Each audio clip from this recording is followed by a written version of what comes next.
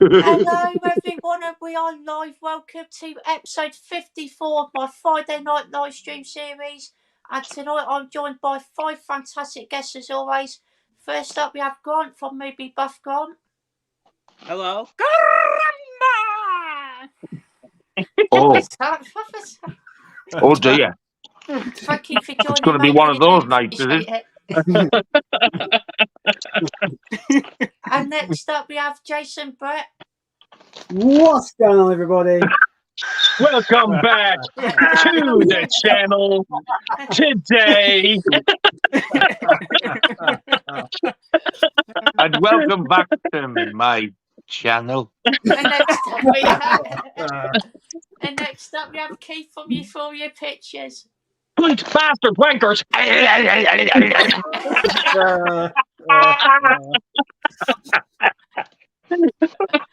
You've been watching so much fucking Exorcist. And next up we have Nigel, Rockgod 2004. Hello. And lastly we have Andy from Forgotten World of Movies. Hey, everyone. Hey, everyone. Oh, sorry. Thank you all so much for joining me tonight. Really do appreciate it as always. Cheers, Scott, mate. Cheers. Thank you very much for having us. No I'm going to worries, torture the guys. fucking life out of you. And before we get into comments, what have we all been watching recently? Grant, would you like to go first? Happy to oblige, Scott. The first movie that I have is for an upcoming live stream for the High Five. And I picked up, or the distributors sent me Trolls Band Together on Blu-ray, which is part of the DreamWorks line that I am always completing every single year. Keeping that one up to date. I did watch Night Swim. Screw you, Nige. You did not like it. I actually enjoyed it because it was it was okay, but it was not perfect, but I enjoyed it for what it was. So basically it was just a good horror movie for me as a PG-13 lover. But Night Swim really had a good time with it. Then I watched what was another one? Chicken Run, Dawn of the Nugget on Netflix. Very good movie. It is a continued sequel to Chicken Run and created by Aardman. Loved it. And then I watched one of the worst movies I've seen this year, Kill Her Goats, which is a horror movie directed by a horrible person. And would I recommend it to any of you guys? Heck no, because there is some brutality behind the scenes of the Kill Her Goats. How do I say it properly? But Kill Her Goats, one of the worst movies I've seen ever. It's worse than Cannibal Holocaust. And, then I'm going to love that. And probably worse than Things, which is an Evil Dead ripoff. So the director is absolutely horrid through Killer Goats, and the director is still making bad, terrible movies. Just if you want to see Killer Goats, just give it a look and see what you guys think. Probably the worst movie I've seen. And other than that, I did watch a few more, but I won't talk about it for too long. But I did watch the new Mean Girls movie. I liked it because it wasn't like near to the original, but it's the same vibes of the original all the way. So I watched that, and then I watched Baby Shark's Big Movie. Baby Shark's Big Movie. The heck? That came out on Paramount Plus. Yeah. And I did watch Paw Patrol, the Mighty Movie. Worth it, in my opinion. And I'm just going to say the best documentary of the year is Hot Potato, The Story of the Wiggles, which is on Amazon Prime. Very deep and an emotional story. And it's based on how the band got together. And there were some minor bumps on the road. And it also tells the story of what they are today. So Hot Potatoes, The Story of the Wiggles, highly recommended to all of you. Just to give you guys a little bit of an option of where I come from in the Texas home. Awesome stuff. Great watches there, my friend. What about yourself, Jason? I'm not going to talk about everything that I've watched. I've been off work this week, so I've watched like a lot of stuff. But I've just picked out two of the best films I've watched this week. One's Lucio Fulci's New York Ripper. Oh, nice. Straight up one of the best slashers of the 80s. Absolutely fantastic. It doesn't compromise on anything. It shows everything. Anything you want to see in a slasher, it shows you it. It doesn't shy away from nothing. It's nasty stuff. But I also think the actual reveal of the killer is really creative and unique. So if you've not seen this, but you can stomach the harshness of it, it's fucking 100% worth watching. The best film I've seen this week, like hands down, one of the best films of the 70s for me is God Told Me To. Oh, awesome. This film, it blew my mind. This film is so good. 10 out of 10, perfect for me. It's about random people in the streets just killing random people for no reason, and they get asked why, and they just say, God told me to. So it's about this detective trying to figure out what's going on.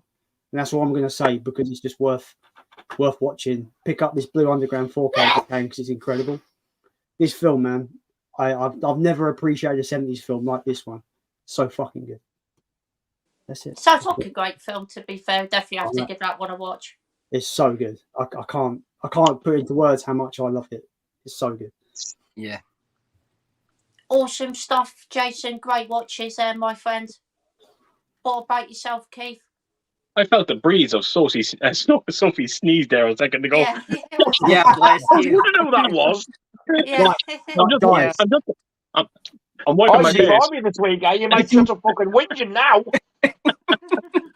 She can wake the dead when she sneezes.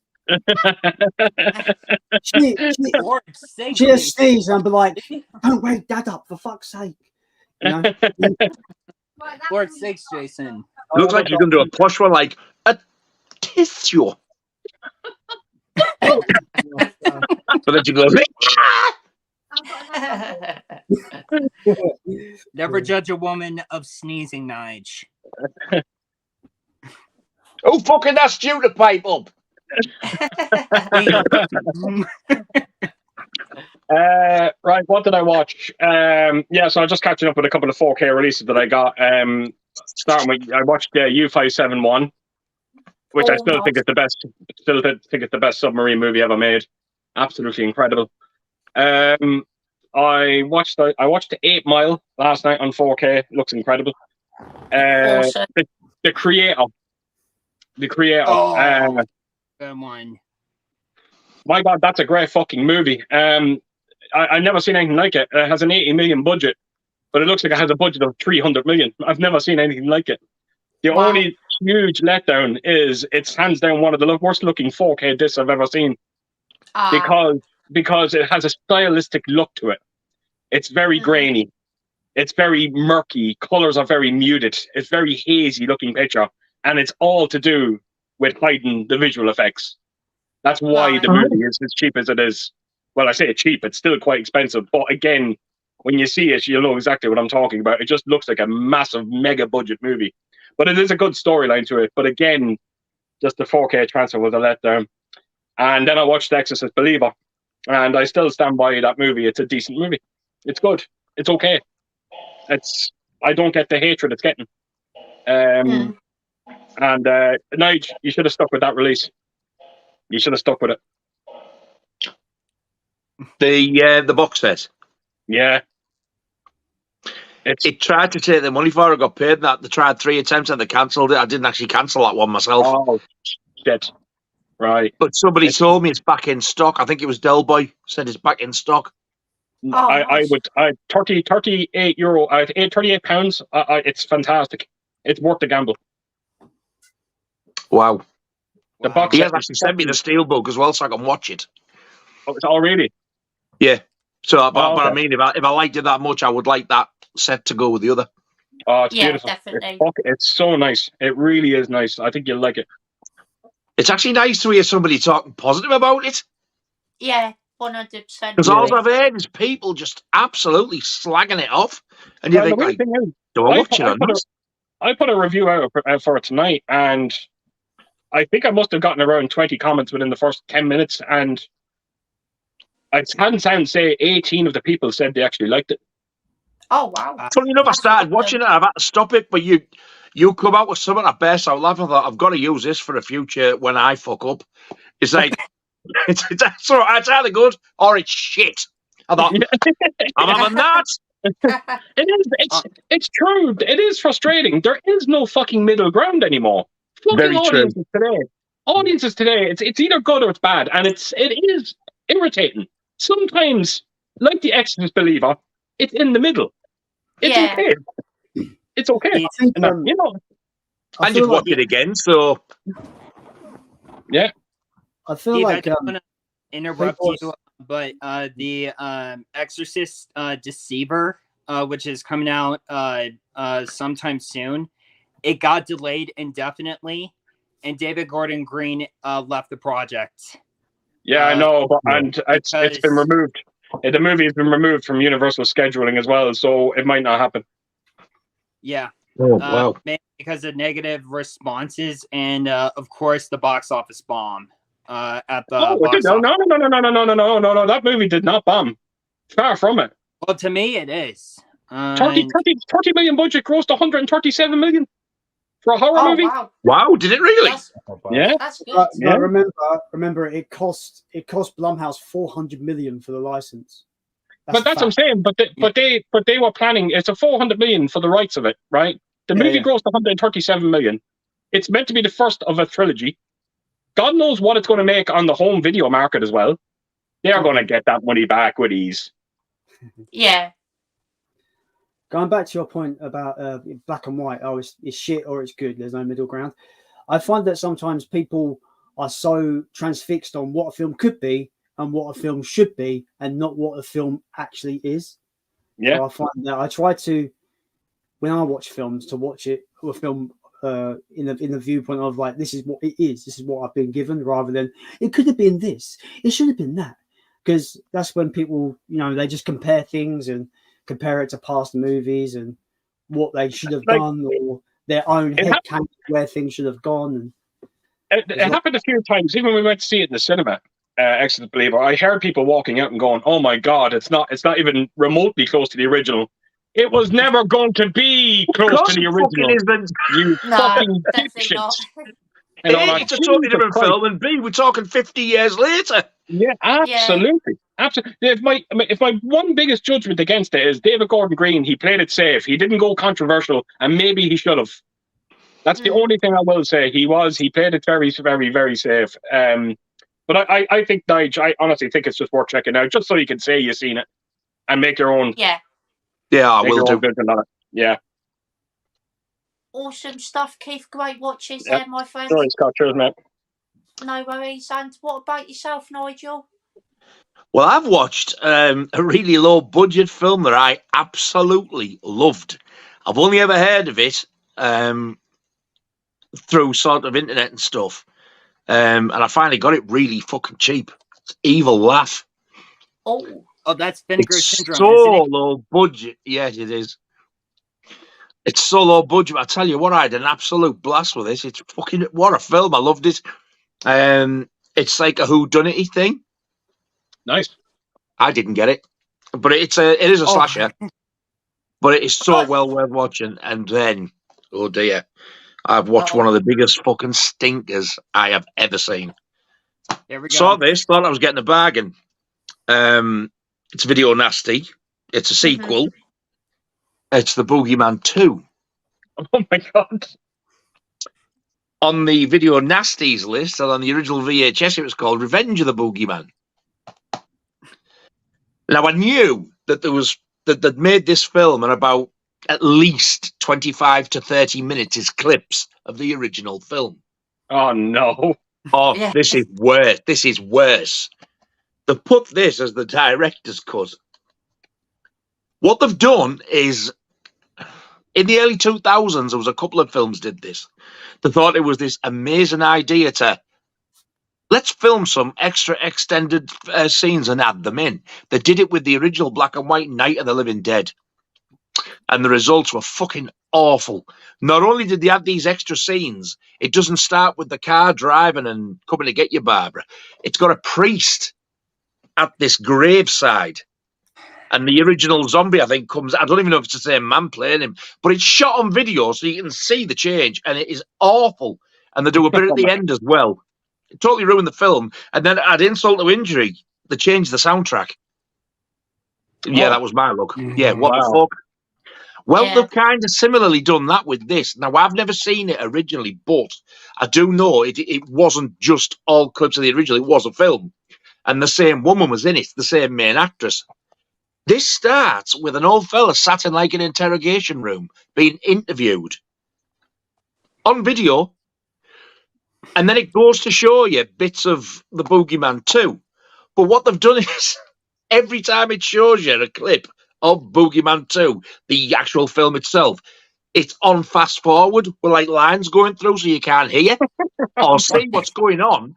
And then they then give you a 15 to 20-minute clip of the original film.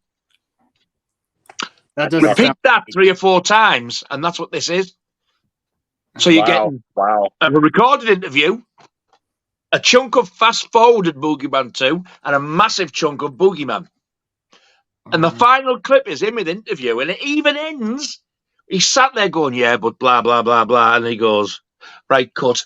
And then it ends. That's it. It's so bad. So why is that in the video nasty section then? Is it because they're showing clips of the original? I think it's partly that, but also the original video nasty is nothing like this. You don't get these interview bits, and it's not like fast forward. You actually do see a film. They've totally butchered it and called it a director's cut, so you don't see any clip at all in normal motion of Boogeyman 2. All you see is big chunks of the original and this interview. The actual clips you see of Boogeyman 2, it's like you press fast forward on a VHS. There's no sound. Then it jumps to another clip to the film or him interviewing. It's an absolute mess. I'm deadly serious. I would rather watch Exorcist 2 again. It's that bad. Wow.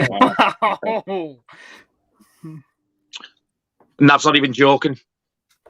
No. I nearly threw the fucker through the window. I was like, you piece of shit. Like them bits there, they are photographs from Boogeyman 2. Yeah. But are they fucking this version? Wow. Oh my God. Neither is any frame of it unless you're watching it getting fast forward on a tape.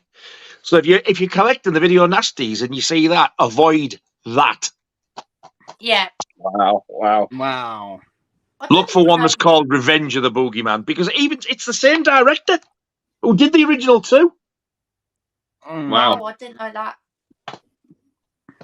I don't know why they've done that, though, to be fair, because it's just stupid. But I highly recommend this. This is just a good laugh. I love this. But yeah, avoid that. I must admit, I like the artwork on that Evil Laugh film. It looks like a really good one. Cover that. Awesome stuff, Nigel. Great watches there, my friend. Cheers, Scott. No worries. What about yourself, Andy? I watched Exorcist 2. No, I didn't. I had a fucking blast. Yes. Said Thomas. I watched it. Well, I watched the film that closely reminded me of The Exorcist last night. I watched Scary Movie 1 and 2. Oh, I swear to God, I might have told you this before, Andy, but we nearly killed my father when we showed him the opening sequence to that Scary Movie 2. We thought he was dead. Yeah, I was pissing myself from start to finish with that second one. With his little hand with the mash. He made me fall when I watched it. The stuff he does to that turkey. Jesus. It is fucking horrific. I There was a scene in it. I had to take a picture because it just fucking made me laugh.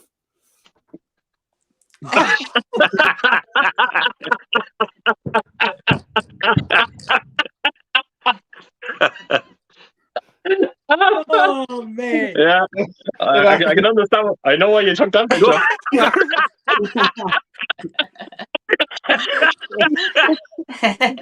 Oh. Oh, fuck. Oh, It's one. fucking hell. Honestly, that scene, it's fucking hysterical. Yeah, You think he's gonna get killed by this demon? The next scene, he's fucking shagging her with a paper bag over her head.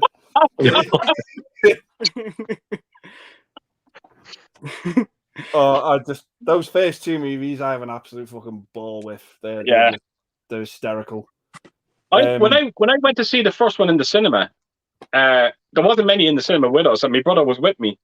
And my brother Declan reckoned that the audience were laughing at me because I was so loud with my laughing, and I was in tears constantly. Yeah, he reckons that a lot because he reckons he could hear people whispering behind us, and they were just kind of talking. They were talking about me and how happy I was, and yeah, it's a great movie. I love it.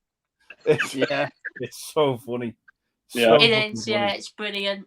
I honestly would probably argue the second one's funnier. I think so as well. Yeah, I agree. It's got one of the best opening parodies you'll ever see. It's just, it's so funny. The only problem, them movies can be very damaging as well, because when I got The Exorcist on 4K, and that scene when she started urinating, yeah, it almost loses its power, that scene, because all you keep doing is thinking of scary movies. Yeah. Going on you can't help it. James Woods fucking kills it in that film. Oh, yeah, he does. Just that's as soon as she turns her head around, fuck this. It's kind of like me with this photo. Look at his face on that. He goes into that room, all the fucking flies on his face. Again, that's one of my favorite scenes in Amityville Horror. Yeah, and it almost kind of ruins it. Yeah. So good. The first one cracks me up as well. Jesus Christ, that news, Black Network TV. White folks are dead. Get the fuck out of here. Yeah. I know what you're going at. That scene kills me. I love the scene in there where Ghostface does the kind of the rapping in it. Yeah. Yeah. Oh, great. God. I don't remember any of this. I haven't seen them for donkey's years. Oh, great fun. You need to rewatch it. dude. It's some of it can actually hold up a little bit.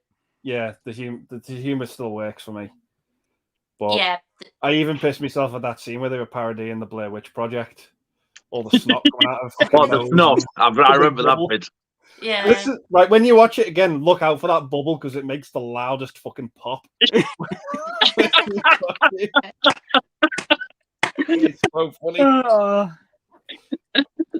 Isn't it a bit where you drip your ear? Yeah.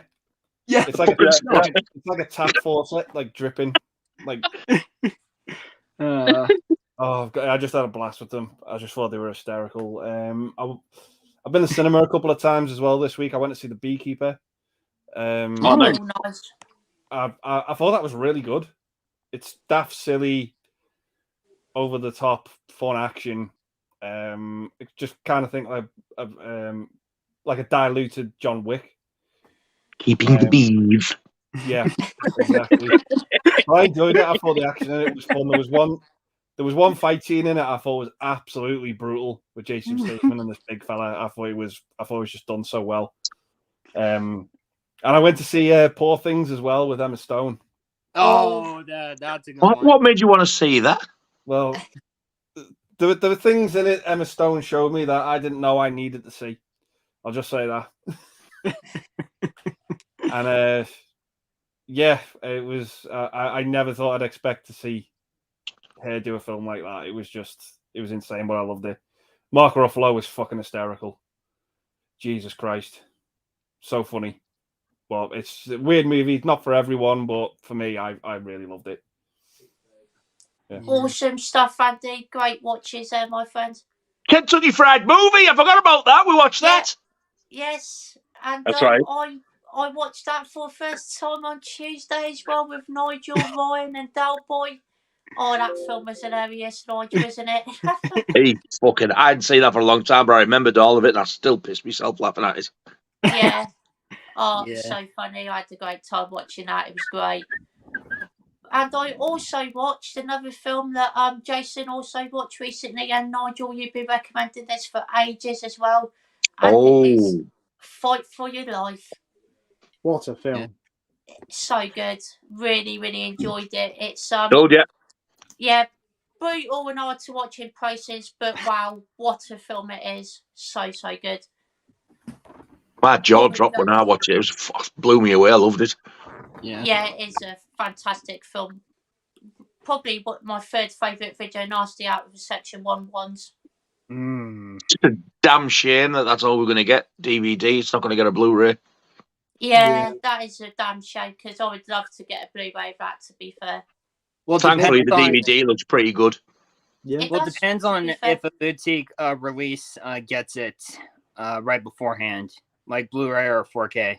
I've already emailed Blue Underground, and they replied. They said we'd love to do a Blu-ray, but all the original elements were destroyed in a storm or a fire or something.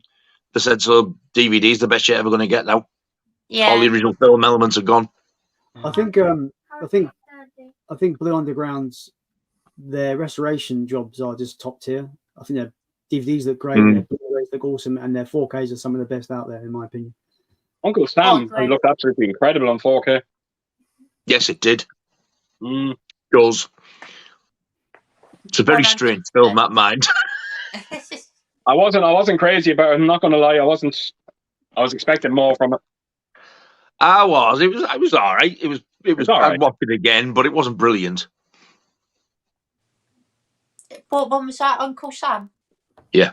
Yeah, I've heard I watched that like 2 nights ago, and I thought it was kind of dull, a bit underwhelming. Yeah, it was underwhelming.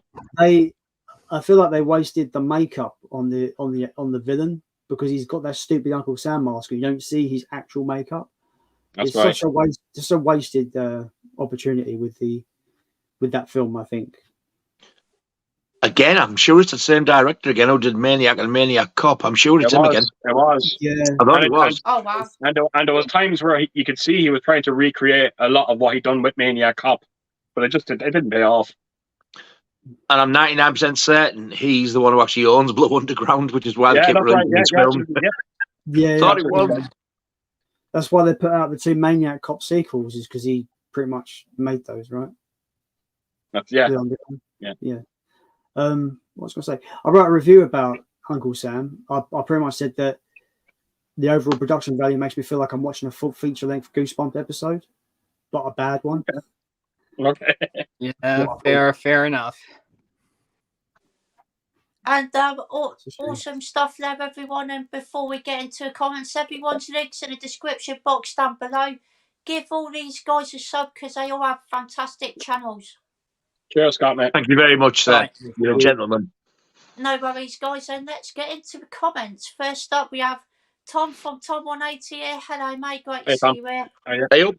Says, good evening, guys. May not catch the live, but we'll be watching it on replay as always. Keep up the good work. Thank you so much, Tom. Really appreciate it. Thank you, sir. Yeah, thank you. And he also says, question for Nigel. What's your favourite sci-fi adventure for the Marvel franchise? Sci-fi is go fuck yourself. Marvel is rim my hairy ring. I'll actually answer this one. My favorite's Black Panther because it's actually pretty good storytelling. Just really good. And also Guardians of the Galaxy, which I actually enjoyed too. Look what you've fucking done now with a question like this, you motherfucker. You've set the fucking drip off with his fucking Marvel. I can't wait for my turn because I'm going to answer it. I'm going to take around 40 minutes answering this question. Well, you're not, because it was only asked for me, so fuck the lawyers. Next question. My name was on that fucker, not yours. Anyway, might as well That's shit fine. anyway, so who cares? Yeah. Absolutely. So you can take your fucking answer back, because it wasn't directed at you. And we've got Tom saying, what's your thoughts on films from Yorgos Lanthimos? Now thoughts he on is what the taking fuck the you're absolute talking about. fucking piss.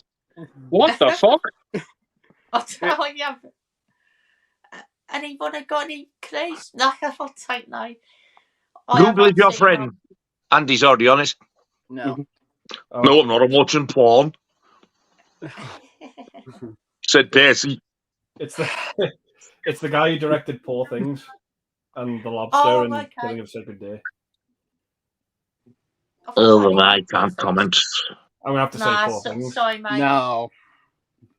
And we've got Mr. Mojo Boys in here. Hello, mate. Great to see you. Yeah, Oh, hello, sir. Says, look forward to watching you guys tonight. Have a great time. Give us a shout out, please. Martin, Mr. Up the Irons. Have a great show. Thank you so much, mate. Really appreciate Martin, Mr. Up the Irons. We have Martin, Mr. Up the Irons here. Mr. Mojo, rise in. Is that good enough? Nice. A question for Nigel. What is his favourite video nasty? When is he going to play bass to Hello to Be Thy Name by Maiden? Favourite video nasty, if you're on about just a section 1, is The Burning. If you mean the entire lot, I'm going to say Friday the 13th because that's my second favourite film of all time. Hallowed Be Thy Name is going to be coming along soon. I was hoping to get it done January, but it depends on my mate. I was going to go around his house and do it, but he wants to book a little studio room and he wants to record me playing it, and then he wants me to show some of my basses, and also I think he's going to turn it into a fucking film by the sounds of it. It is going to happen. Yeah, I did put the poll up, what asking what people wanted me to play, and it was Hallowed Be Thy Name that absolutely pissed it by miles. But it's going to happen if not this month, which I'm hoping it will, early February at the latest. Awesome stuff, Nigel. Really looking forward to listening to that, my friend. I think I voted for one of the Duran Duran ones, but I can't remember which one it was now. And he also says he's a huge film fan and have a good collection of Blu-rays, DVDs. On last count, it was over 1,000. I'm so happy I found all your channels on YouTube with a great community. Thank you so much, mate. Thank you very much, mate. Thank you. Sure, thank you. Thanks. And we've got Gary from St. John here. Hello, mate. Great to see you here. Says, hey, hello, mate. Oh. Nope. What the? And where the fuck do you think you went? You're back. You're back. Oh, You're muted. all you're done. You're the hostess with the leastest. Well, I think that was rather rude, don't you, chaps? Get back on, you little bastard! With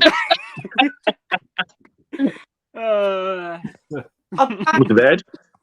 There we go. Oh, there we go. Speak.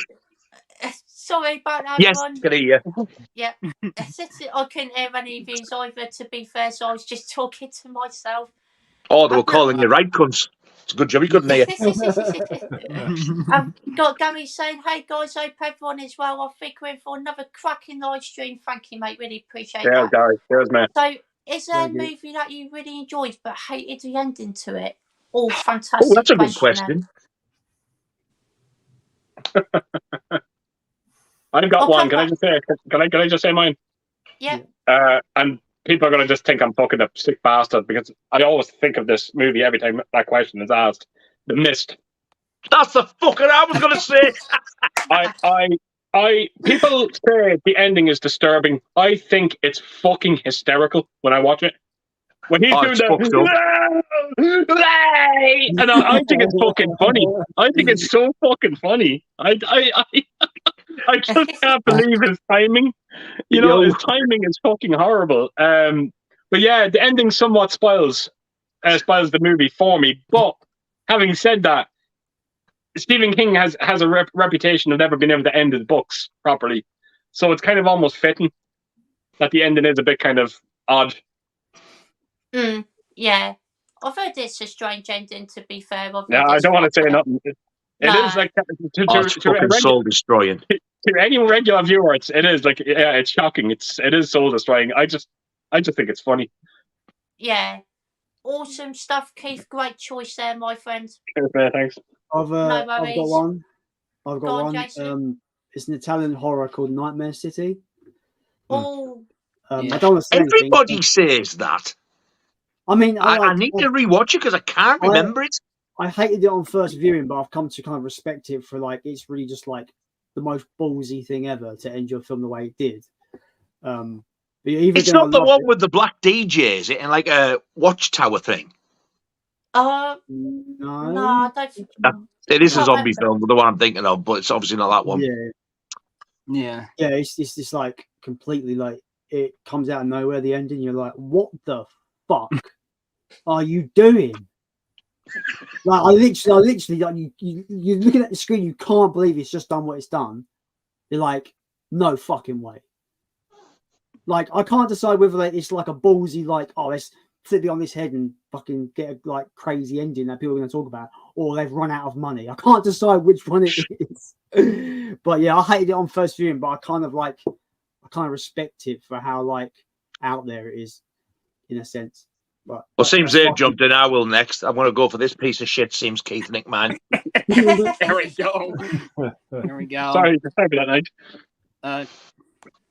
I think I got one, and that would be this one right here, Abandoned with Katie Holmes. The ending got me very confusing and probably one of the worst endings that I've seen. It doesn't end happy, unfortunately, because there's like a little bit of a plot twist going forward with this film. So I choose this one as that I enjoyed most of the movie, but it didn't get me because I was very confused of the ending, and I was like, so that's it. That's nothing. So Abandoned on movie with Katie Holmes and Benjamin Bratt. It's a thriller. It's a thriller, by the way. Awesome stuff, Grant. Great choice there, my friend, and great choice, Nigel and Jason as well. Awesome stuff, guys. There's nothing great about this piece of fucking trash. There we go. I do recommend Nightmare City though, if you've not seen it, guys. It's still a pretty decent zombie. Oh, I like it. I like Nightmare City. Yeah, I do. Yeah, I think it's quite entertaining. Has it got another name? Welcome, City of the Walking Dead is its US name. I might not have seen that, you know. I forget the fucking director's name. Something Lenzi, I think his name is. Umberto. Yeah, that's it. Yeah, Umberto Lenzi. Yeah. He did Cannibal Ferox. He did, yeah. Yeah. And The Tough Ones, the violent thriller that he did. That's a fucking great film, that. Anyway, I think it's Andy's turn, the public cunt. It is, yes. Sorry, Andy. Yourself, Andy. No, it's all right. Well, it's a movie I love. It's one of the funniest comedies. I have a blast watching it every time. But, Schindler's List. No. Oh, can I just make a guess at your movie that you're going to say? Okay. Are you going to say Blazing Saddles? No. Okay. I know what The it's Last American Virgin. Yeah. No. Oh. No. I Shrunk the Kid. Let's all stop fucking interrupting and let him talk.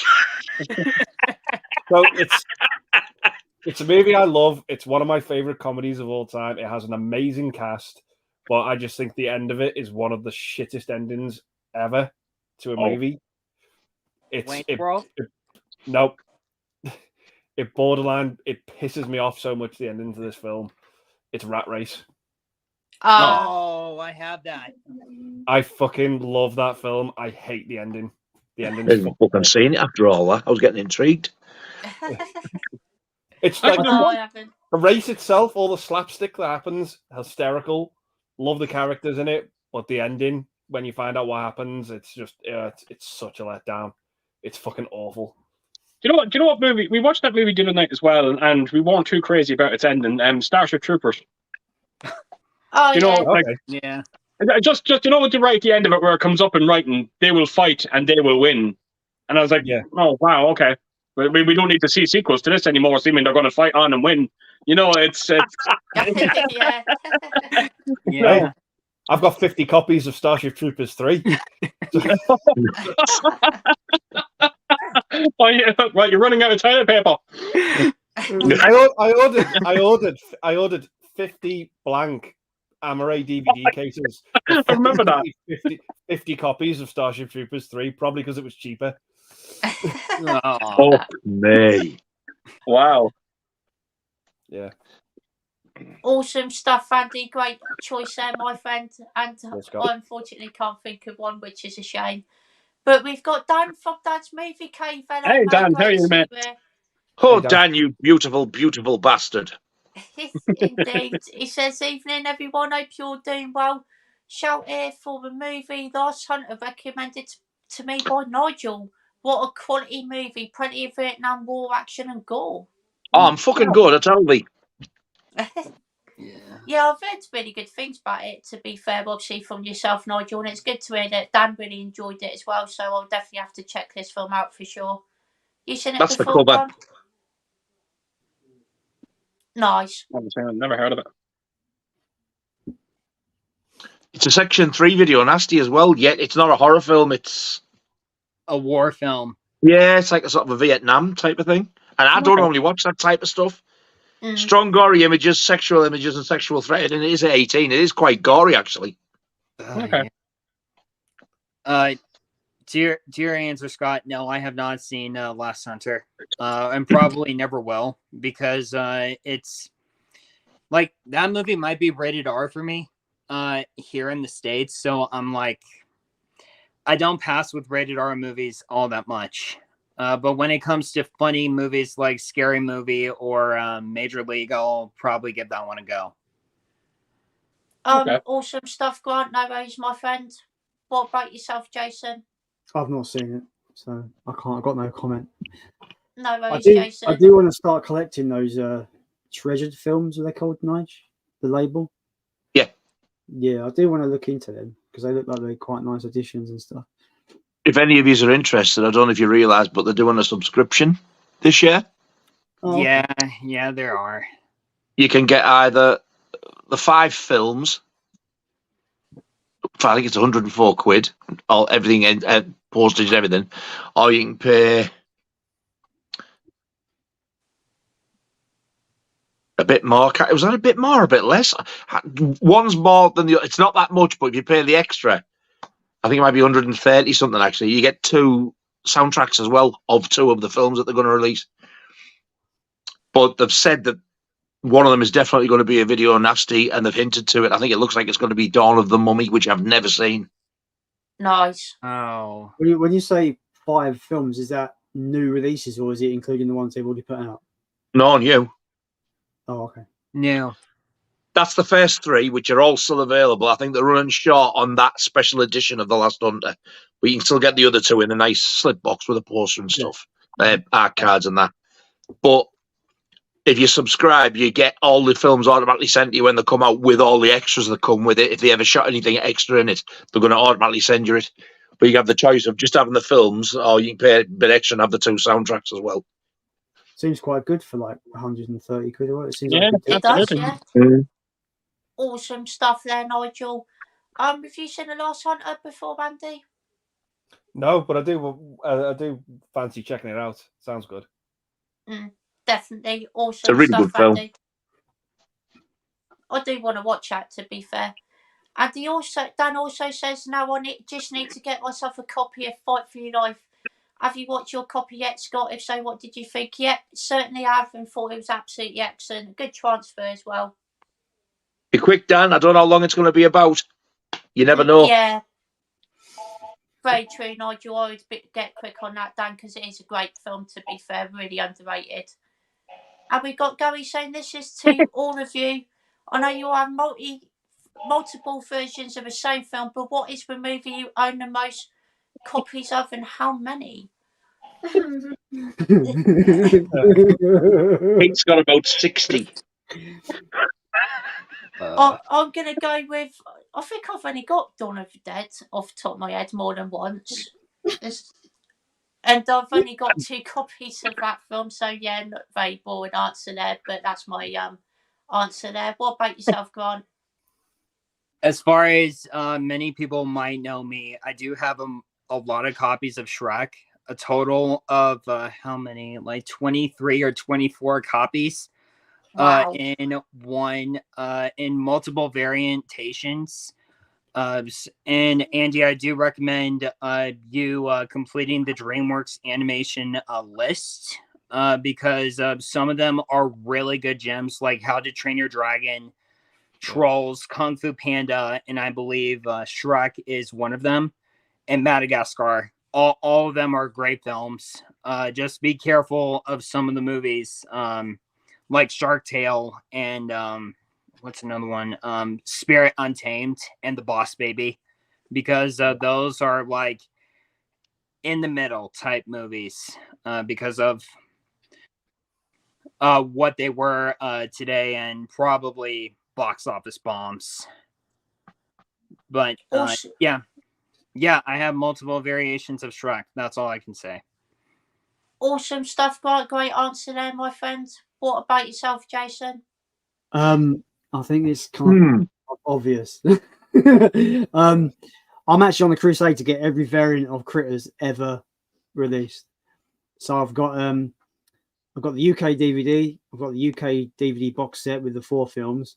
I've got all the variants, the Australian variants that came out, have all unique artwork on. I've got Critters 1 on 2 copies of Critters on VHS, the X rental and the retail version. And and the Scream Factory box set as well. I'm a bit obsessed, if I'm honest. Awesome stuff, Jason. Great answer there, my friend. What about yourself, Keith? Halloween. I was just going to do that. Lots. That's all I'm saying. Lots. Awesome stuff, Keith. The thing as well. The Thing. Oh. Like I'll give you an idea of The Thing, right? I have 11 steelbooks of The Thing.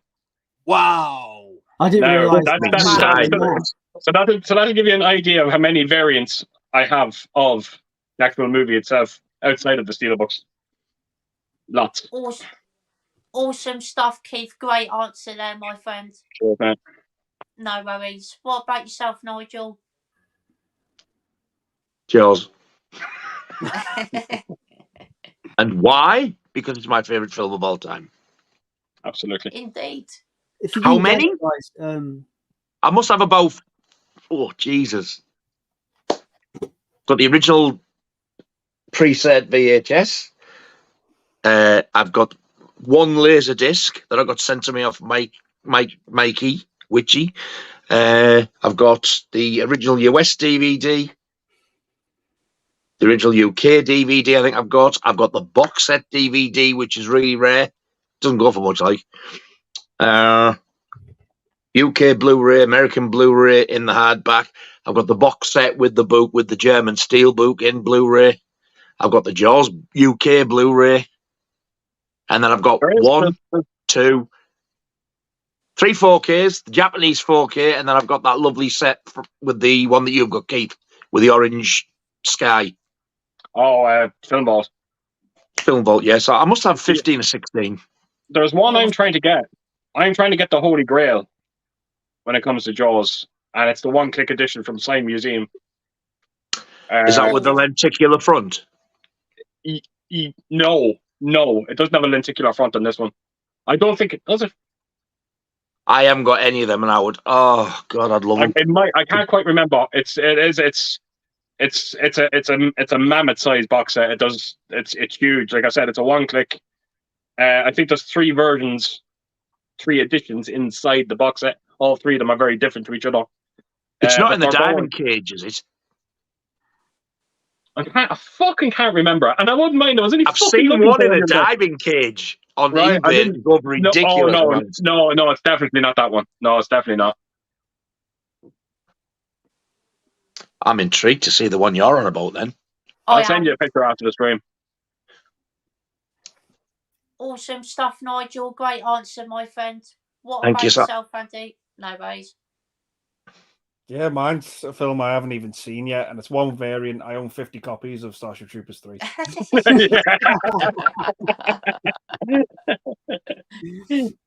Awesome stuff, Andy. Great answer, my friend. He's actually sticking with that. I wanted to hear a spoken proper answer. That is my proper Why have you got that many? Because he ordered blank cases and went, right, lads, it's got a chance to fucking get rid of these. Surely you've gone past 50 copies of Oppenheimer by now.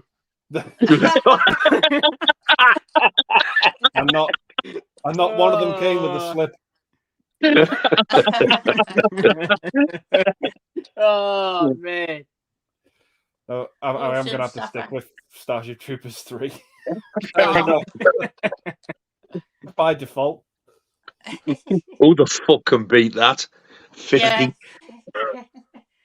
And we've got Tom saying, anyone a fan of Scott Atkins? If so, what films of his do you like? Give us a clue. I don't know if I've seen any of his John films. Wick 4. That's all I know. He's in John Wick 4 Ah. and Hard Yeah. Target 2. Haven't I think seen there's that. one. I've not seen it, but I know he's in it.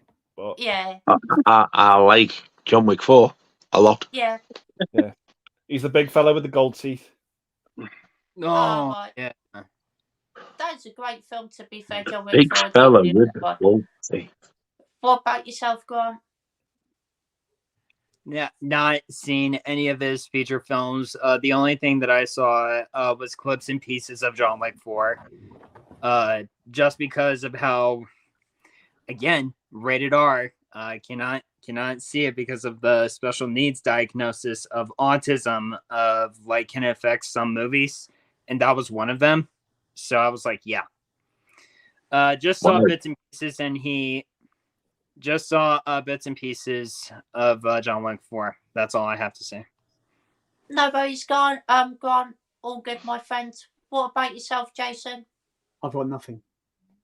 I No recognise worries, the mate. name, but I couldn't tell you what he's been in. So. No, that's fair. I've only seen John Wick 4 myself, to be fair. And we've got Gary say, can you put each your favourite categories in order from this list? Number 1, comedy. 2, action. 3, horror. 4, love films. Tell Nigel that last category does not include porn. What a fucking spoil sport. Right, so number 4 for me is definitely love films, but don't mind some, but yeah, definitely my least favourite. Number 3, possibly comedy, but it's close between that and action. Number 2, action, and my favourite is definitely horror for sure. Absolutely love horror films. What about yourself, Grant? Yeah, a bit of a sorry sense, Snake. You want to book them? No. I didn't know if you want to look at something to do. Grant? I thought you were looking at something to do. No worries. What about yourself, Jason? No, it's just something. 1 to 4 would be horror, action, comedy, and then love films. The last one. Just worry that. Awesome stuff, Jason. Great answer there, my friend. Thank you, man. What about yourself, Keith? Or Grant? Okay, I think I got it. Number 4 is actually action. To be quite fair, for me, 3 is, as usual, horror. On that category. 2 is love films, and 1 honestly comedy. Because again, gotta put me in a laugh because of Scary Movie, or either Don't Be a Menace to Society. That's a good film. Which is one of those parody films. Awesome stuff, Grant. Great list, my friends. What about yourself, Keith? 2 comedy, 3 action, love stories, 2 horror, 1. Awesome stuff, Keith. Great list, my friend. Sure, what thank about you. yourself, Nigel? No worries. Love films 4, probably comedy 3, action 2, horror 1. Awesome stuff, Nigel. Great list, my friend. What about yourself, Andy? With 4 love films, 3 action, 2 horror, 1 comedy. Awesome stuff, Andy. Great list, my friend. It's a hard list to put together as well when you think about it, because you know, like Groundhog Day is one of my favorite comedies. Now, would you put that in the comedy side, or would you put it in the kind of love story side? It's yeah. It's 50 you know what I mean? on my end.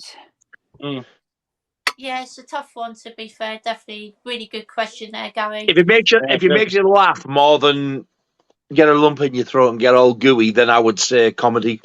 If it makes you get all gooey more than laugh, then I would say sloppy shit.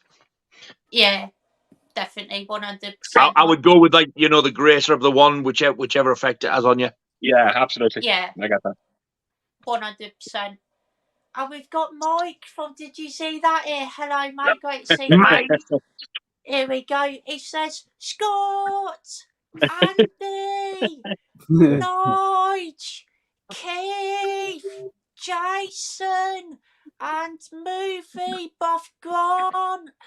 I sang the last bit for some reason. It kind of Should have felt done like that with it. it kind of felt like it kind of felt like movie buff Grant on my end. So a bit I of would put opera, nothing yeah. on your end, you filthy beast. Oh, he Sorry, says, Nige. Scott, can we get you doing an impression of Nige? Welcome to this week's episode of Scott's Impression Show. Go. Hey up, everyone. Rockgod 2004 back with another video for you.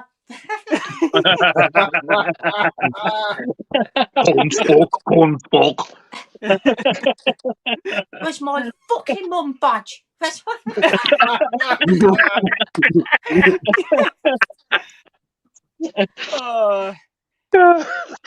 that cookie down now. And we got Gary saying, great fun now, Nigel. I love the first Critters movie. So, what is your least favourite Critters movie out of 5 that were made? Very good question there, Gary. I can't comment because I haven't seen any of them, unfortunately. Sorry, Jason. Sorry. That was for you, that thumbnail, Jason. Did you realise? Yeah. Thought you would have done. Appreciate it. Great fun now as well, by the way, Nigel. Like Gary said, really enjoyed that one. I was going to try and get one with the little fucker holding the Critters sap, but I thought, no, I'll go with the quad. Awesome. Yeah. What about yourself, Grant? I've seen the 3 Critters films. They were very enjoyable to me. Critters Attacks probably is one of the worst ones out of the franchise, but I did enjoy it, which is the weirdest thing. It's usually like, I like the first 3, but I kind of feel like a guilty pleasure of Critters Attack even more. But the storyline was so daft and also completely gutted. I enjoyed most of the Critters ones, but Critters Attack is probably the worst. So probably my favorite is obviously, with that comment, the first one. Awesome. Out of the series, boys and girls, the series. Indeed. It's the awesome franchise, stuff. Nige. Not the fucking McDonald's partnership. Awesome stuff, Grant. Great answer, my friend. Nice. What about yourself, Jason? Obviously, the first one's the best, in my opinion. I think I usually would put the third film on over the second one because that's the first film I saw in the series, so it's like more nostalgia for me. The second one, third. The fourth one, fourth. And Critters Attack is awful and it should be erased from existence, in my opinion. Awesome stuff, Jason. Yeah. Is that the one that you can't get anywhere? No, that's the web series that came out on Shudder. Wow. Which is even worse than the worst in the movies. Like, it's awful. Is that you've got a bootleg on Blu-ray because you can't get it anywhere? Yeah. That's a series. It's essentially an 80-minute movie cut into 10 episodes. And the bootleg I've got has been edited into a 80-minute movie.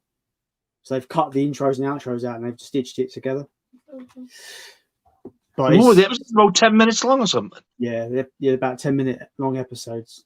It's really bad. Like they've even with Critters Attack, because both those things came out in 2019. Critters Attack and Critters A New Binge was the series. They have no idea what made Critters special from the 80s and the early 90s.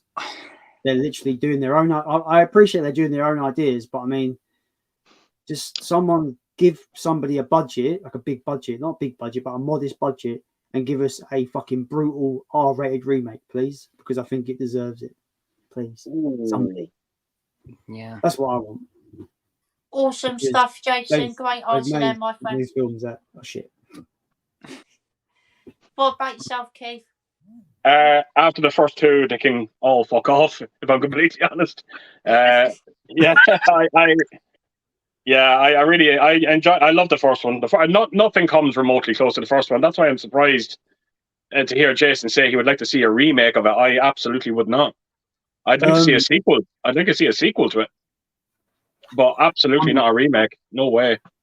I'm done. I'm done with these fucking legacy sequels. I like to see a more up to date take on the first film.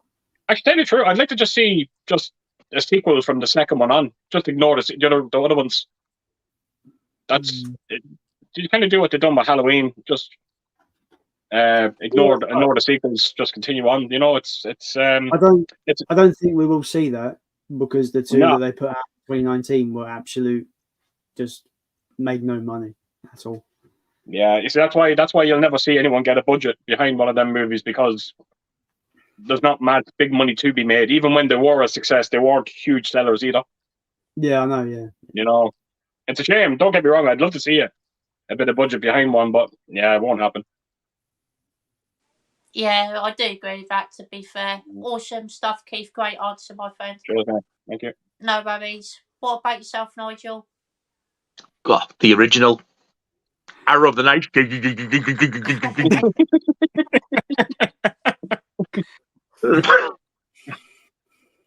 Awesome stuff, Nigel. Great answer, my friend. Thank you as well. Sorry, Scott. Sorry. Did you say the original is your least favorite? Oh, you said least favorite? I thought you said your favorite. Yeah. Fuck me.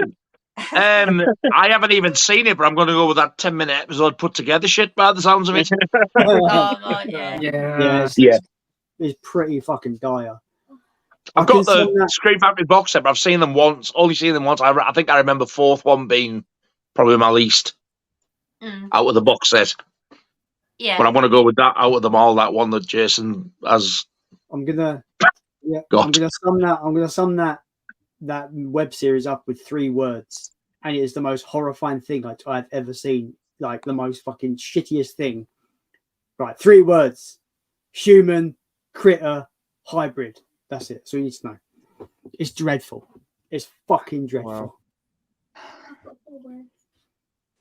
Awesome stuff, Nigel. Great choice there, my friend. Shit myself when you said, what's your least favourite? I was like, no, it's the fucking best one. Yeah, it's just when you said the original, I was like, fucking hell. Fucking missed them blinds are fucking bad. It's least. What about yourself, Andy? Probably the favourite for me is probably order of release. So I've only seen the first 4. It's my least favourite. It's going to be the 4th one. Awesome stuff, Andy. Great choice, my friend. And we've got Steve here. Hello, Steve. Great to see you here, mate. All right, Steve. And we've got Keith here as well. Hello, Keith. Hope you're doing well, my friend. Thank you for joining. Thank you. Says, greetings all. Are there any movie-based video games that you love? A few examples I have are Robocop 2 for the ZX Spectrum and Warriors on PS2. Awesome stuff, mate. Yes. I absolutely love the Warriors for PS2. It's one of my favourite games ever. Probably top 10 or top 5. Just and the film is in my top 20 films as well. And I do also love the new Robocop that come out as well. I haven't completed it yet, but I really like what I've played of it so far. What about yourself, Grant? Is it like movie-based video games, like video games based on movies, or is it just random movie that came out on video game form? Video games based off of films. None for me. No worries, Grant. All good. What about yourself, Jason? You've already said Warriors, which is probably one of the best ones. I might go out on a limb and say The Punisher, which is a game that came out around about the same time as the Thomas Jane Punisher movie from 2004. He voices Punisher in the game as well. Really good, like just murder simulator, pretty much. It's pretty fun. Oh, yeah, I'm going to go for The Punisher. Awesome stuff, Jason. Great choice there, my friend. What about yourself, Keith? I couldn't really think of one because this might be a bit of a cheat answer because, again, they were comic books first. But the likes of Batman, Arkham City or Spider-Man. Yeah. You know, but that's other than that, no. No worries, Keith. Still great answer, my friend. Okay, thank you. No worries. What about yourself, Nigel? No. No worries. Andy? There's one I remember really enjoying. It was Peter Jackson's King Kong on the PSP. Oh, yes, that was really good. Yeah. Oh, do you know what I do remember playing? Friday the 13th on the Atari Yeah. 2600. I actually remember that. I remember enjoying that as well. Awesome. Great answer there. And great answer, Andy. Awesome stuff, mate. Cheers. No worries. And we've got Gary Brewer that added Hey, Gary. here. Hello, How's things, mate. mate? How are you? Good to see Hey. you. And we've got Gary saying, what's the most disturbing movie you've ever watched and why? Also, would you ever watch it again? Oh. That's a good one. There's definitely a few out there to choose from, but possibly Eden Lake, that's right up there, definitely. Just because it's grim from start to finish, and there's no bright light at the end of the tunnel. That one, that's for sure. It's just bleak from start to finish, and yeah, it's depressing as fuck, but it's great. What about yourself, Grant? Requiem for a Dream. That one really got my heartstrings, and it's also a movie that I would never watch again because it also kind of makes you reflect on your family and also your loved ones. So Requiem for a Dream for me, probably one of the most hardest watches because it came out right on my birth year too. So Requiem for a Dream for me. Awesome stuff, Grant. Great choice there, my friend. What about yourself, Jason? So disturbing movie does it have to be a movie that I found disturbing? Like, I'm guessing so. What is the most disturbing? Yeah. So I don't know. Like, I've seen a lot of disturbing movies that I recognise as disturbing, but I like them still. Does that still count? I don't Yeah. know. Yeah. Just a movie that you've seen that you were so disturbed by you could never watch it again. Yeah. Yeah. I can't answer because a lot of the disturbing films that I recognise as disturbing, I probably could watch again. But it says also, would you ever watch it again? It Yeah. does, to be I'm fair. gonna pick. Yeah. I'm going to pick Inside, which is a French extremity home invasion film about a pregnant woman. Oh, who that sounds fucking nasty. It gets does. broken into by this other woman, and the woman's broken into a house for one reason: to cut out her unborn baby and steal it. And it's Nice. my favorite home invasion film, but you will feel fucking gross by the end of it. It is fucked up.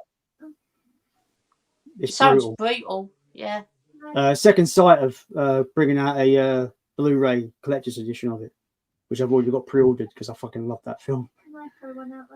You're not on the Awesome stream. stuff, Jason. Great answer there, my friend. What about yourself, Keith? One jumps at me. Necromantic. Oh, I've heard bad, yeah. I bought it based on a review. Someone said that was great. I might get something from it. Then Arrow Video brought out this limited edition set of it. I bought it. And I think it's an abomination. I think it is. It's so much to the point that I'm actually embarrassed to have it in my collection. I actually was going to sell it. I was just to get it out of my collection. I don't want. It's movies like that when I came to realize that I question people's. I don't know. I question why people would get enjoyment from it. Yeah. You know, it's fucking depraved, and more importantly, it's just downright shit as well. Amateurly shot, just absolute fucking garbage. And it's that movie really opened my eyes up to being when it comes to kind of like I know Nigel, you love all your kind of Section 1 video nasties and all that. For me, I do be very, very careful now with what I buy. You know what I'm picking up. Just make sure to do the homework I do on it because I don't want to get another release like that. Wow. But that's fair. I can definitely understand that. I've heard some really bad things about Necromantic, to be fair. Awesome stuff, Keith. Great answer there, my friend. Sure, man. No worries. What about yourself, Nigel? The first one that springs to mind for me is Cannibal Holocaust because of the animal deaths. It's Yeah. fucking horrific. But I absolutely agree also, because I've never thought of it, but I agree with you as well with Eden Lake. That just stayed with you, and just I couldn't get to sleep for that one. It's fucking horrible. It makes you feel really down. Yeah. But Cannibal Holocaust, it just turns your stomach, and that again stays with you in your mind. You can't get it out your head. Yeah. 100% agree there, Nigel. Awesome stuff, mate. Great answers there, my friend. Gee, Scott. No worries. What about yourself, Andy? Pink Flamingos. Yeah, I knew that was coming. I'd That's a never tough watch one. that again. I'd rather watch Cannibal Holocaust uncut Fucking hell.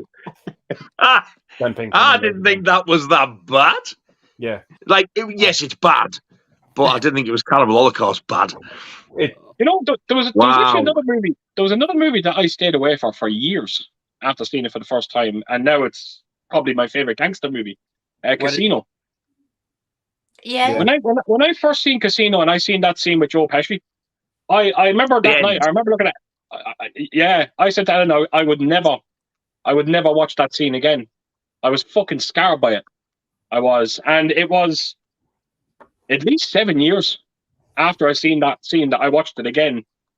And because the shock value was gone from the scene, all of a sudden it wasn't as bad anymore. But even though it's still fucking horrendous the scene. Is it You know the beginning of Goodfellas, Keith, in the boot of the car? Oh yeah. That had exactly the same effect on me.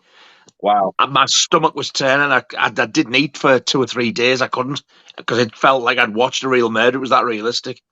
Well, me and Ellen were driving home, and we were actually white. We were actually white from seeing the scene. We were shocked by it.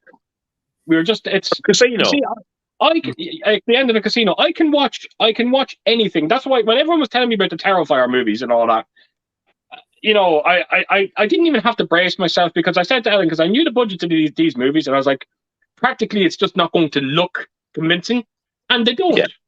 And I'm okay with watching that. But my God, whenever it gets any kind of real, like the way Goodfellas and Casino do, it's tough. It's tough to watch. That scene as well, Andy, from Henry last night, that turned my stomach a little bit.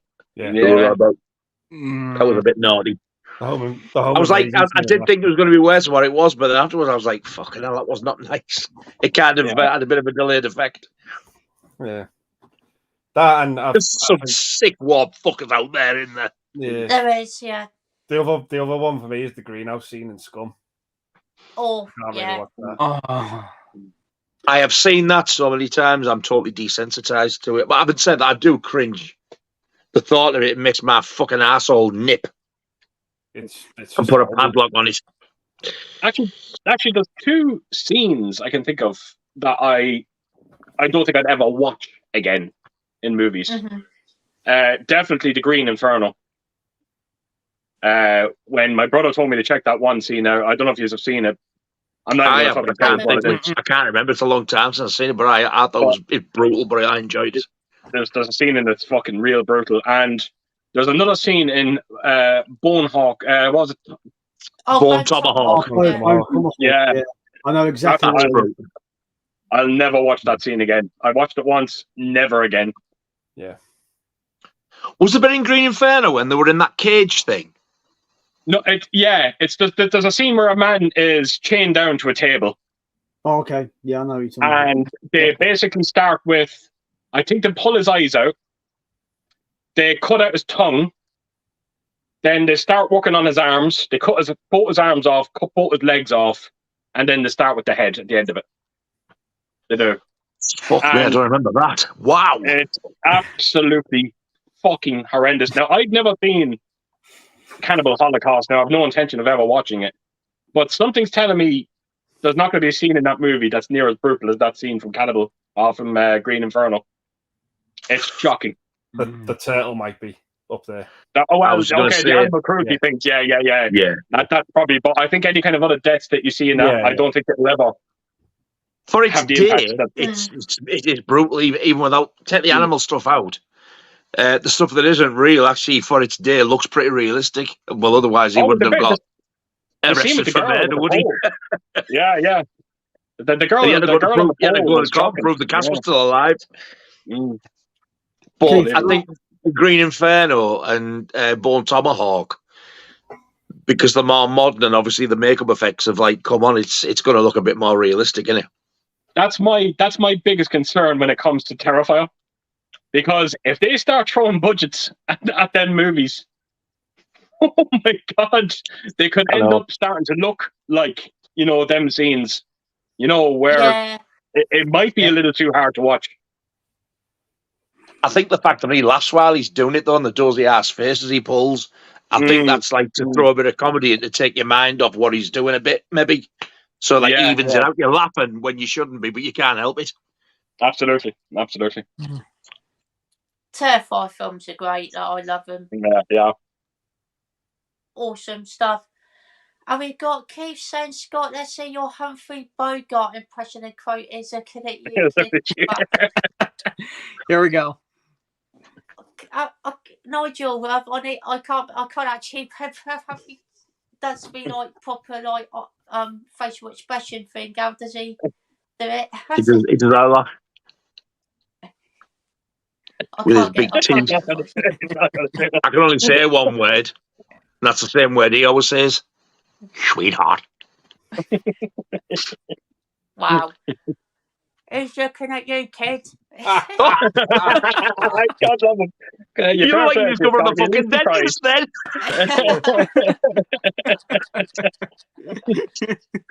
He's looking at you, kid. Sausages. Scott Bogart and Humphrey the movie critic.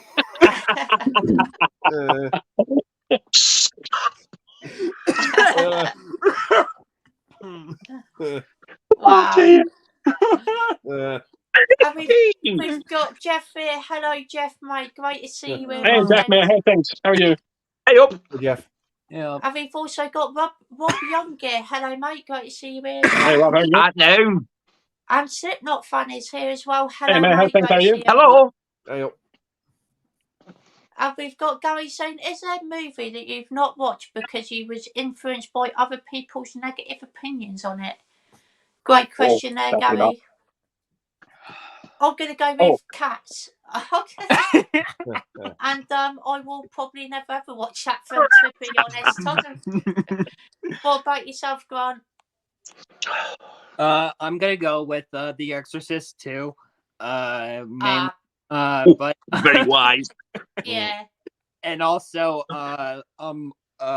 what's another one? A Werewolf in Paris, thanks to Andy. Literally. Even wiser. Yeah. There's a third one for you. Picture for Boogie Man too. No, Yeah. that's my 10th. That's my 10th. That's my 10th Nige. But probably The Cat in the Hat as well. Oh, Yeah, that's bad. yeah, that's wise. Yeah, it'd been better if it wasn't fucking Michael Myers. What's even more is that I like the guy because he did Shrek and Wayne's World. Oh, God, I can't bear him.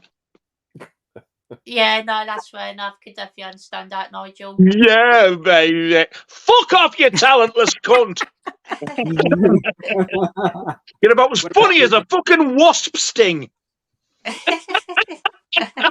How about the bees?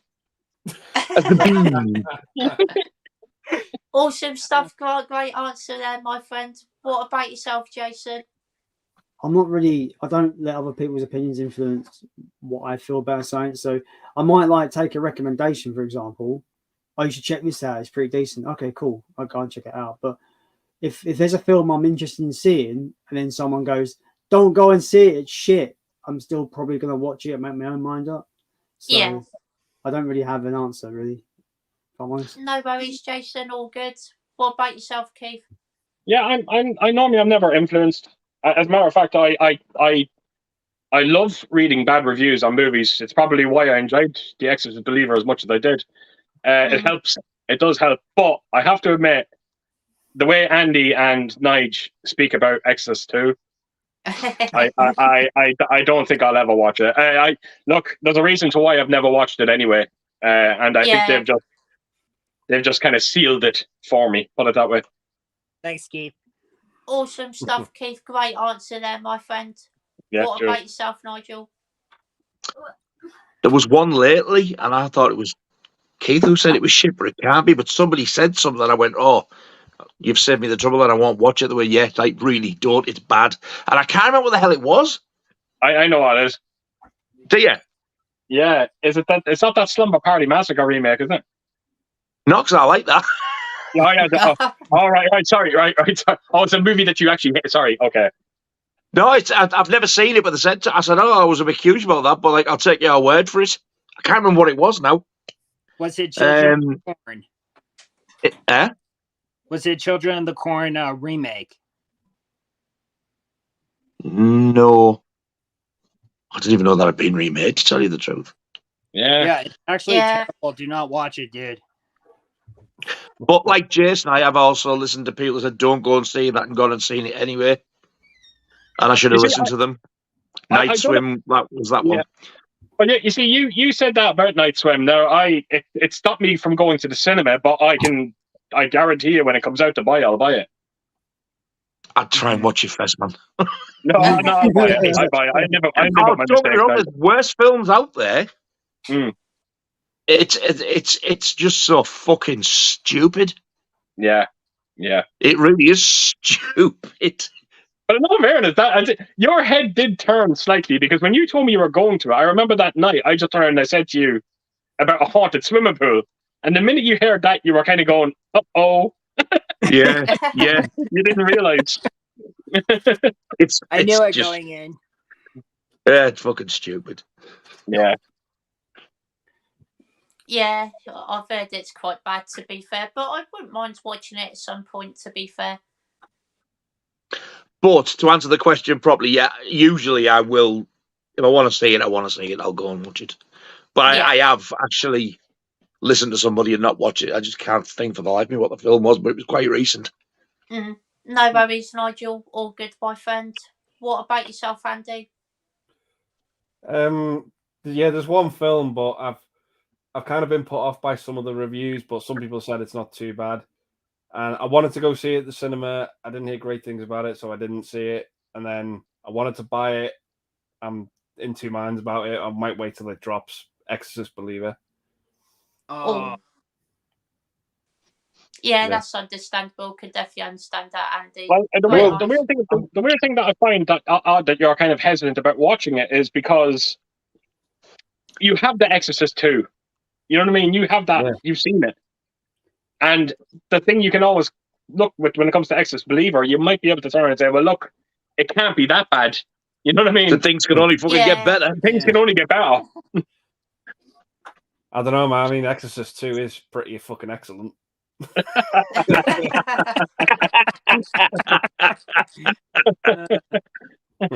Oh, Christ. Awesome stuff, Andy. Great answer there, my friend. And we've got Eden Smith. Hello, Eden. Great to see you. Hey, man. How are you? Hey up. And we've got Keith saying, what's your favourite Charles Bronson film that isn't Death Wish? By and by, Considerable Mile is The Great Escape, which is actually my second favourite film of all time. Mine's Murphy's Law before fucking Scott beats me to it. that wasn't actually what I was going to say, to be fair, but great answer, Nigel.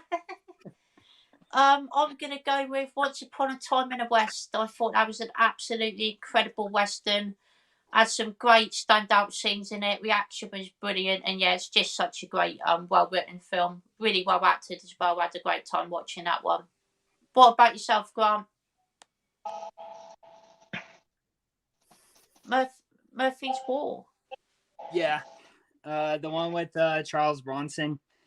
Yeah, this one was actually a really good one, and this just came out on Arrow Video very recently, so it also has some brutal stuff to it, so be cautious a little bit, because this might be a tough watch for me as a little bit going forward. But Murphy's War. You've done a Murphy's War and a Murphy's Law. How weird. Yeah, that is strange, definitely. I didn't even realise he was in Murphy's War, to be fair. I had no idea. Yeah, you could play the new Freddy Krueger and you can call it Murphy's Claw. Please your fucking self. Or when he goes into a brothel, Murphy's whore. Or he could be an Exorcist He too. unlocks it and he opens Murphy's door. Oh, wow. Awesome stuff, Grant. Great choice, my friend. What about yourself, Jason? I'm going to be perfectly honest. I only know the guy from Death Wish. I don't know any of his filmography beyond that or before that, whatever. So I've got no answer, unfortunately. No worries, Jason. All good, my friend. What about yourself, Keith? He answered it for me already. The Great Escape. Yeah. Oh, awesome stuff, Keith. Great choice there, my friend. What about Thanks, yourself, thanks. Andy? Murphy's Law. Awesome. Scene. Watch Murphy's Law, Jason. I think you'll enjoy it. Yeah, I do, to be It's like fair. it's That's like a a great violent film. action. He's a cop, but it's so funny as well. There is a film of his that I do want to see called 10 to Midnight. That's the good. one. Oh. Yeah. I've only saw that once, and I can't remember much about it, apart from I was a little bit disappointed. And I do remember absolutely loving Murphy's Law a shitload more. But My problem I have against that movie, I was somewhat intrigued to check it out because, but when I heard about this, I was like, it shouldn't be in this collection. But isn't that part of the 88 films slasher collection? yeah, Yeah. I haven't seen the film. I haven't seen the film, and I have this funny feeling that I'm going to watch it and go, that has no business being in a slasher collection.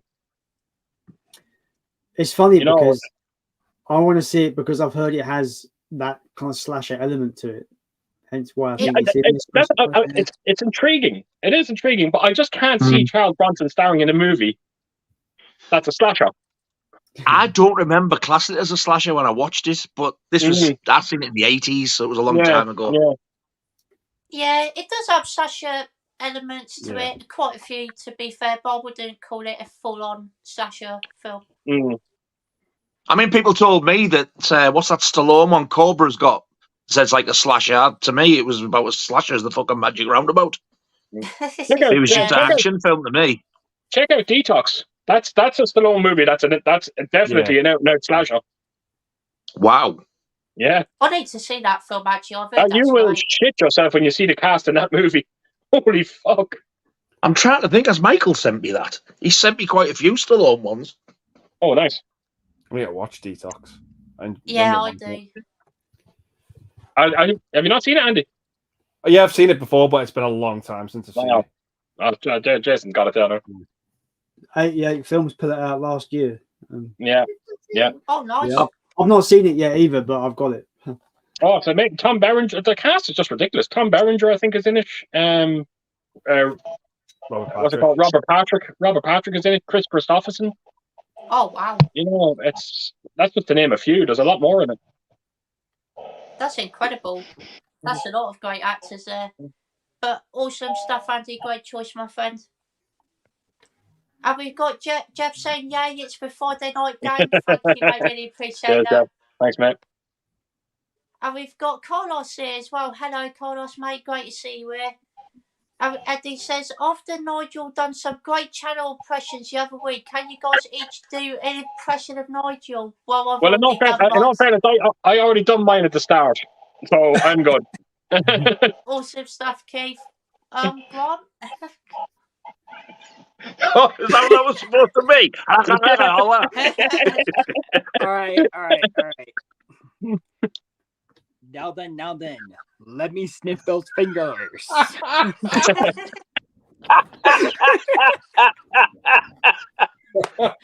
God!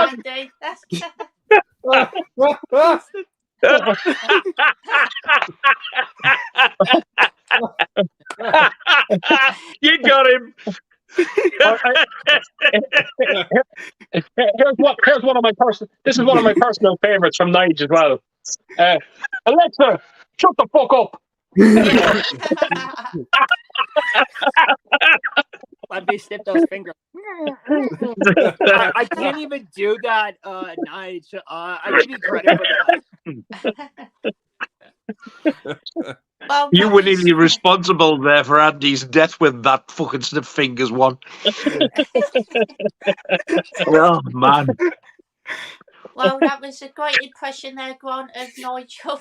Brilliant stuff. What about yourself, Jason? Alexa, shut the fuck up. What a bit end!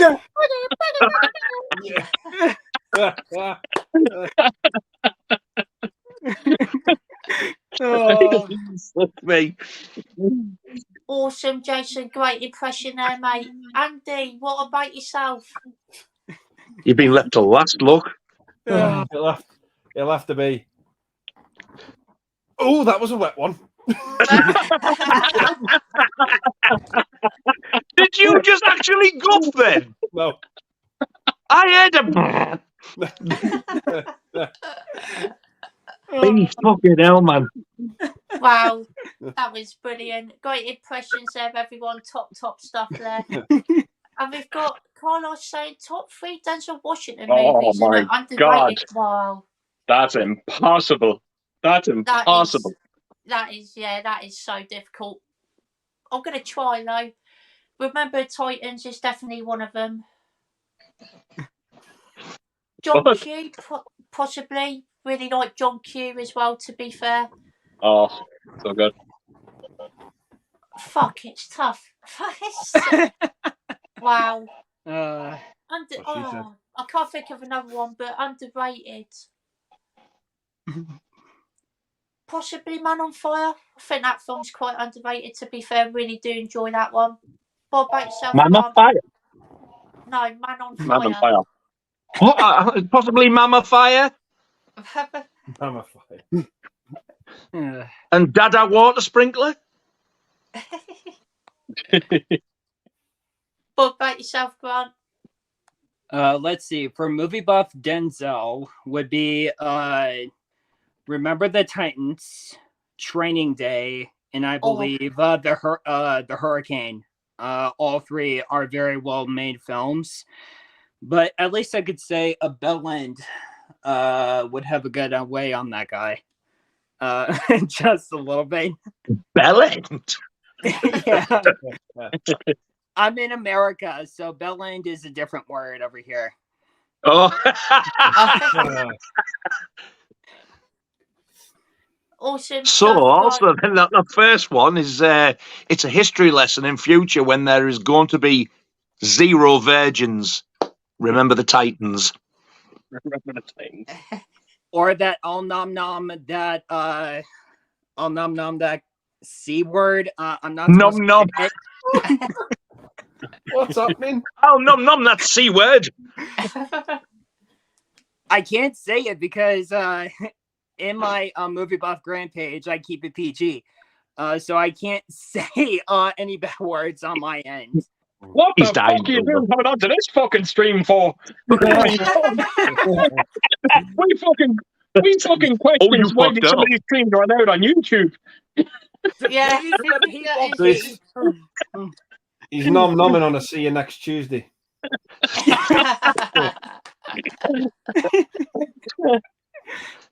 Oh, brilliant.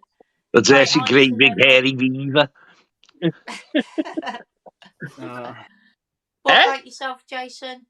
My brain has just gone flatlined, to be honest. Man Steel was a big one. Not Man Steel, what am I talking about? Man on Fire is a big one.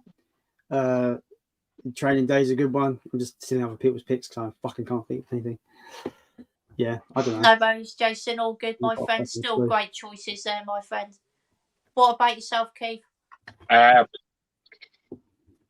Philadelphia, definitely. Oh, good one, yeah. Up there. Oh my God. I actually thought of a great underrated one from him. It's the closest thing I think you'll ever see to a horror movie from Denzel Washington, Fallen. Yeah, that's great. Oh, Oh, I bet yeah. that's good. Absolutely fantastic. When you hear that song, "Time is on my side," it's oh my God. Puts the fucking shivers up you. Trust me, if you see the movie tonight, you'll understand. And there's one I'm just trying out. Deja Vu, I really enjoyed as well with Val Kilmer. That one's good. Yeah. Really enjoyed that. Awesome stuff, Keith. Great answers there, my friend. Cheers, mate. What about yourself, Nigel? No worries. This is why I was a bit like that about putting action as my second earlier on. I have not seen a Denzel Washington film. I've never fancied one. Wow. Never Fair fancied enough. one. There's never anything come out. I thought, I must see that. I just see it. I think, fucking Denzel Washington again. Wow. I would definitely recommend some of his films. I'm not kidding you, Nigel. I'm actually sitting here, and I'm even struggling to think of a bad movie he's made. Yeah. I think everybody says pretty much the same. He's, oh my God. He's just a great actor. He really is. I think you'd actually enjoy quite a fair few of them, to be fair, Nigel. I think he might enjoy the one that you mentioned, Scott, John Q. I think Nigel will get a lot out of it. Yeah. That's a great film. Yeah. Never even heard of that. John Such a Q. good film. Yeah. Yeah, it's his child needs an operation, and the insurance, he's not covered for insurance, so he takes over a hospital. He does. Oh. So it's kind of like The Negotiator. If you've seen The Negotiator, it'd be something similar to that. And he changed his name to Backather. Oh, wow. Oh my God. What about yourself, Andy? Top 3. Philadelphia. Oh, I forgot about that one. Glory. Nice. Oh, Glory, yeah. And Fences. For me. I've seen Fences yet. Yeah. He's Fences, as in a crab. No. Fences. Fences. Different. Oh, Fences. Yeah. Fences. Am I hearing or are you talking shit? No. And my underrated one is Ricochet. Oh, nice. But that's great, yeah. I fucking love that film. Ricochet. Love it. Oh, Love it. awesome stuff, Andy. Great choices there, my friend. And we've got Mike saying he watched The Scrotum the other night. Highest kill count I've seen in 60 minutes ever by a testicle. Have you The guys seen the movie? Scrotum? Are you being fucking serious? Yeah, he's reviewed it, I think. Yeah, he is being serious, unfortunately. There's a Have film called The Scrotum. Yeah. I'll Have you tell you what. guys seen it? Will someone please tell me who the fuck funds these movies?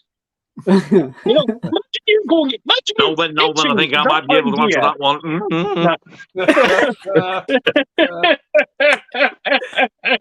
Imagine pitching that idea to a group of professionals.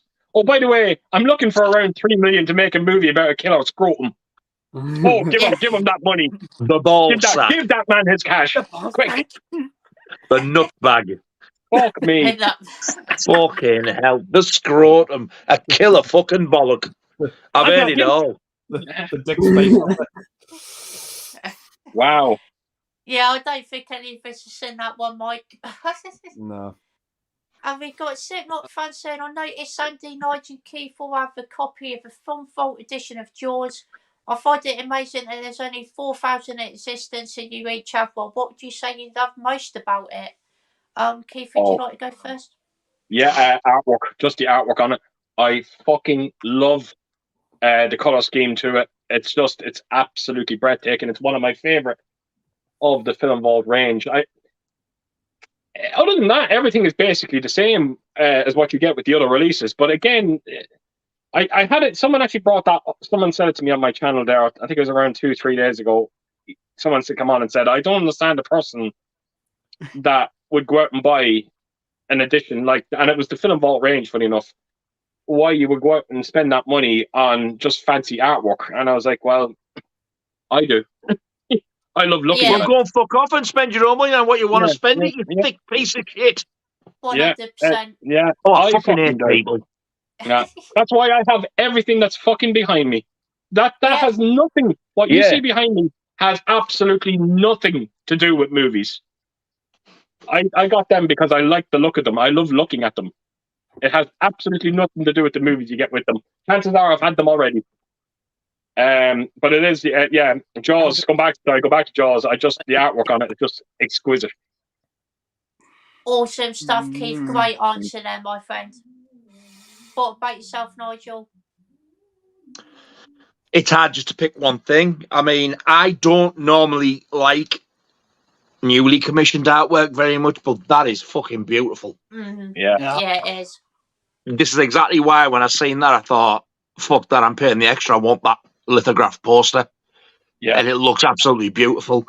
Yeah. But there's the films themselves are the same, but take little touches like where you get the Universal one, you get the shark art. Yeah. They've actually got the JA and the WS on the two discs to spell the film over too. Yeah. And you get these like these lobby card things. Absolutely. And then when you look on the back, they're all spot gloss. The effort that's been put into them is absolutely unreal. And you get like things like you get a wallet when you open it, there's stuff in that. There's like 3 of the big photographs of the main stars. There's so much stuff in this. And you get like the films in like a digipack, which is then in an embossed slipcase there. Yeah. Yeah. And I think we're forgetting about the most important thing as well. The fact that there is 4,000 of them. Because and that crystal thing with your number on is beautiful. Yeah. We are 3, of the lucky people out of 4,000 that actually have it. Mm-hmm. Imagine that. Think about it. Only 4,000 people on the planet can actually hold that release. Yeah. And if you get these people who goes, "Oh, are you sure there's only 4,000?" Then I suggest you go and have a spoonful of sugar to wash those sour grapes down. Yeah. Oh, absolutely, absolutely. But this is just an item of beauty. And it's not like I collect them all. I've only got the one. I didn't get all the others. I wouldn't have minded Goodfellas and Scarface, but I wasn't going to spend that much money on them. Whereas this, for me, I do. There's more to like than dislike. There's nothing to dislike in that set. It's just fucking stunning. Everything about it is stunning. And like Nigel just said, there absolutely nothing to do with the movie. Yeah. In a way, it is, because if you don't have the 4K as well, you've got a fucking cracking transfer of the film as well. So it's win-win. No, that's what I'm saying. But like, you've had it on 4K already, I presume, didn't you? Yeah. Oh, by God. Again, so when you buy that release, it has nothing to do with the movie. It's just I didn't buy it for the film. No, I bought it for all the goodies. Yeah, absolutely. And it's not just a standard size case. I mean, look at the fuck. If you've never seen one of these, because like I hadn't until I got this. There's your normal Blu-ray 4K size. That's the fucking size of that bad boy. Yeah, it's massive. Yeah. They're huge, and pardon the expression, but look at the thickness. Look at that. Beautiful. What's not to love? Yeah. Totally agree with that, Nigel. Awesome stuff, Nigel. Great answer there, my friend. Thank you, sir. No worries. What about yourself, Andy? Yeah, there's 3 art cards that come with that set of the 3 main actors. And when you turn them over, it's like this image of the desk. And when you put them all together, they line up. There's like a coffee stain, and it goes across all 3 of them, and it lines up so nicely. And the one of Robert Shaw is the only one that's got a shark tooth on the back of it. Absolutely. Yeah. It's just little details like that, but so precise. Yeah. It's amazing. Awesome stuff, Andy. Great answer there, my friend. Have we got Connor saying, Andy, can we have the Nigel dressing gown background, please? There you go. Your wish is my command. Oh, the background, fuck's sake. Have I meant me? I'll take it off then, you fucker. Disappearing into him, but... In the night. Oh, wow, what effect. You could use that in a film. Yeah. Yeah. Eddie'd come and watch it. Oh, that's brilliant. Can't be that low.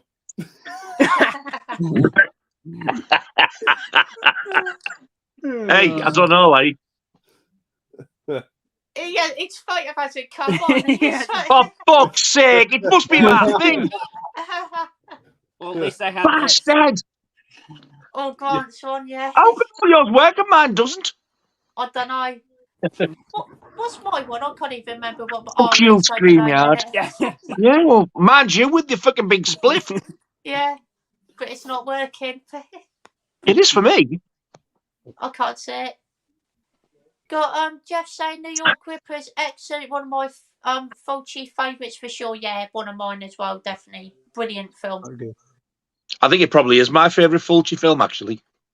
It's a really good one, to be fair. I really enjoy that one. And we got Connor saying Daffy Duck has a special guest appearance in a New York Ripper. He just sounds fuck all. It's more like Daffy. Fuck, he sounds like a right fucking idiot. Indeed. And Keith says, what was the very first film you can ever recall watching as a kid? Mine was the original Toy Story. Whoa. Awesome stuff, mate. Oh, that's a tough one. Probably The Lion King is the earliest memory of literally going to see a film. But I don't know about actually watching a film in general. That's fair enough. Jason could definitely understand that. Awesome stuff, mate. I remember watching films like Karate Kid when I was very young. The original Dawn of the Dead as well. Toy Story's one of the early ones that I saw as well. Willy Wonka as well. Well, I can't remember which one I watched first, but those are just. I would go for Dawn of the Dead, a 3-year-old. Yeah. Yeah. What about yourself, Grant? I still remember owning Jimmy Neutron Boy Genius, Toy Story, and what was another one? The Incredibles that I saw in theaters.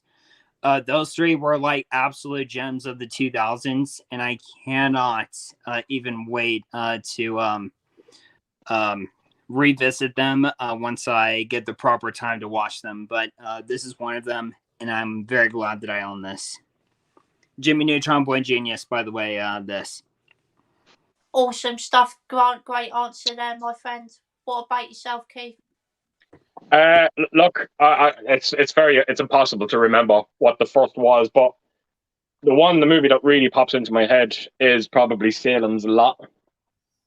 Oh, nice. Wow.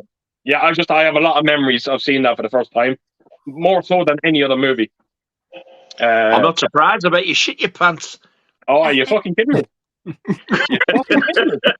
I tried to find a room in the fucking house that didn't have a window.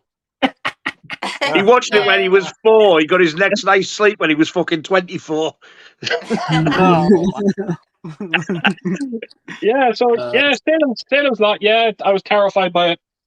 And it might sound very strange, but I'm very nostalgic. I get very nostalgic watching that movie. It does take me back to my. It doesn't always have to be comedies or lovey-dovey movies, Christmas movies that takes you back. Horror movies can do it as well. Yeah. Absolutely agree. 100% agree there, Keith. Awesome stuff, mate. Great answer there, my friend. Thank you. No worries. What about yourself, Nigel? I'm gonna guess from memory it's gonna be something like either The Wizard of Oz, Oh. Willy Wonka and the Chocolate Factory, or Chitty Chitty Bang Bang. Wizard of Oz is screaming out to me. I can remember the one that I've seen at the cinema for the very first time. That was Disney's Peter Pan. That was definite. Not very nice. I think that was 1977. I saw that. Awesome stuff, Nigel. Great answers there, my friend. Thank you. What about yourself, Andy? No worries. I think for me it was Nightmare Before Christmas back in 1993. Oh, very nice. Yeah. Awesome stuff, Andy. Great answer there, my friend. And we've got Red Romantics here. Hello, mate. Great to see you. Hello, mate. Hello. Slipknot fan says he hasn't seen U571 in ages, but he remembers it being really good.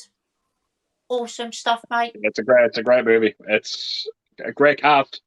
You know, Matthew McConaughey, Bill Paxton, even John Bon Jovi's in it. Yeah. Oh, wow. But I'll tell you one thing: if you're not a fan of John Bon Jovi, you definitely want to see that movie.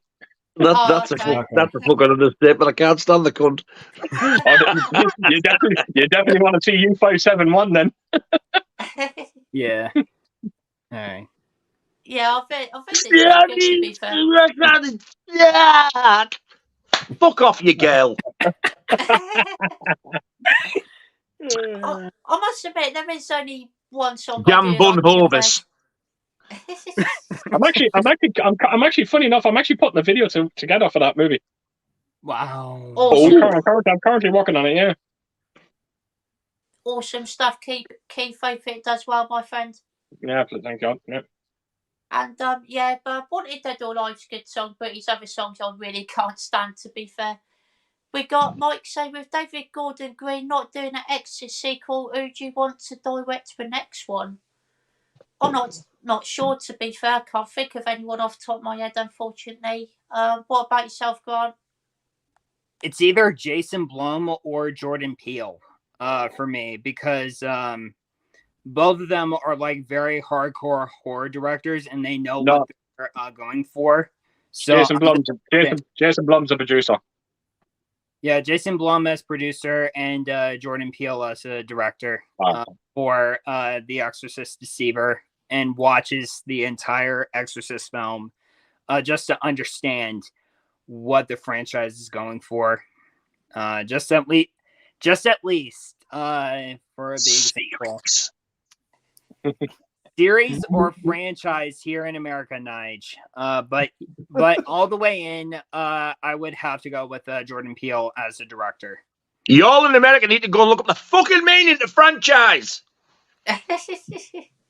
Awesome stuff, Grant. Great answer there, my friend. What about yourself, Jason? I've not seen Believer, so I don't really know what they're kind of going for with it. So I can't really speak on that, to be honest. Yeah, that's fair enough. Could definitely It's understand divisive. that. No worries, Jason. What about yourself, Keith?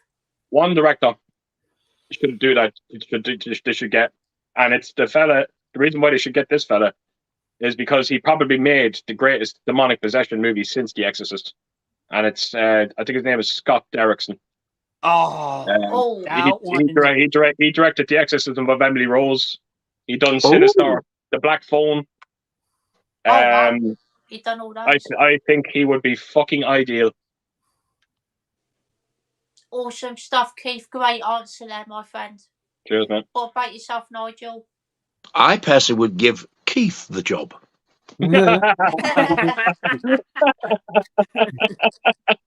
Well, if you can't have the job, fucking scrap it. Yes, definitely. That's very flattering. I'll have you as a producer, Nigel. It might not be the best idea for companies to give us piles of millions of dollars for two people like myself and fucking Nigel, because I can imagine what we would do with the money. Open in scene. Cunty wank shit bollocks tit clit fally balls. As we fucking down and pint after pint. But Keith, if you're up for it, I'll help out on the soundtrack as well. Happy days. In the background.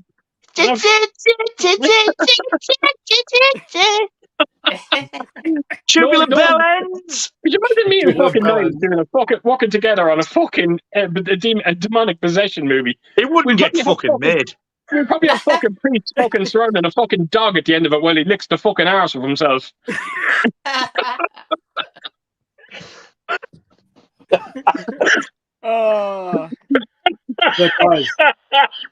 Guys, when there's films out there like Skimmerink, where it's fucking called, you guys could probably make a better film than that fucking piece of shit.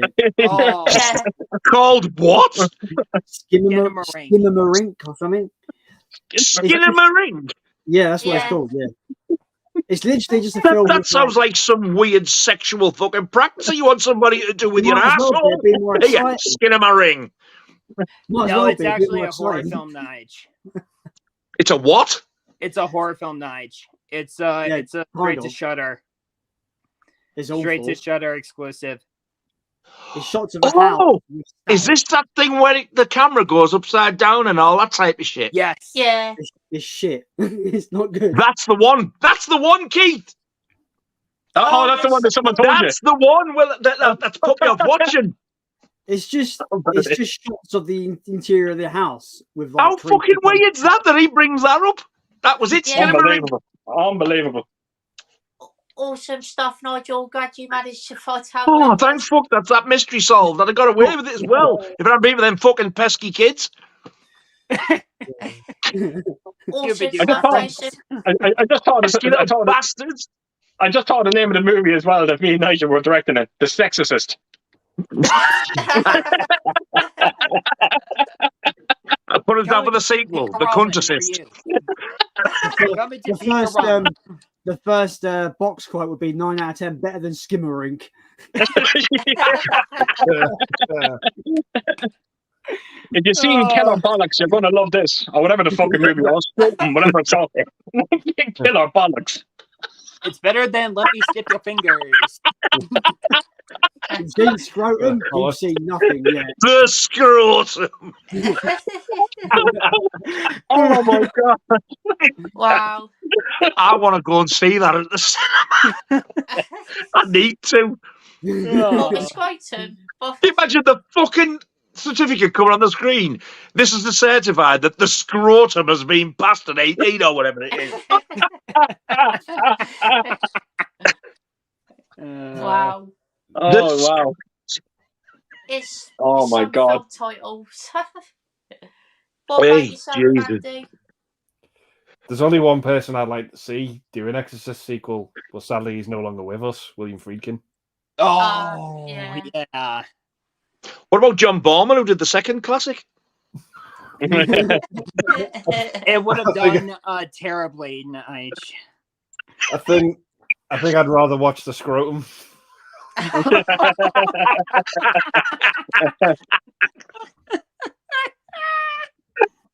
the fuck was that?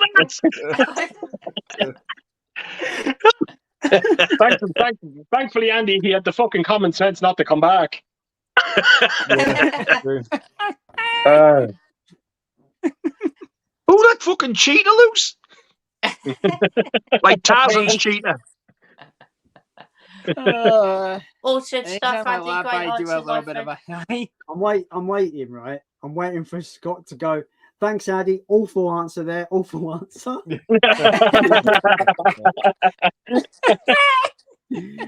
Shit, Ansi there. Shit, Ansi? Shit, Ansi there, Ander. What a bell end. Yeah. Shit, Ansi there, Ander. Okay. My fucking brain is destroyed. Oh, man. I just can't help but think, like, we give our answers and Scott's like, what the fuck is he talking about? It's a shit answer. But, you know, the funny thing is, Scott did do something there a couple of Fridays ago when the stream ended. I think he actually forgot the stream ended and we were just talking to each other.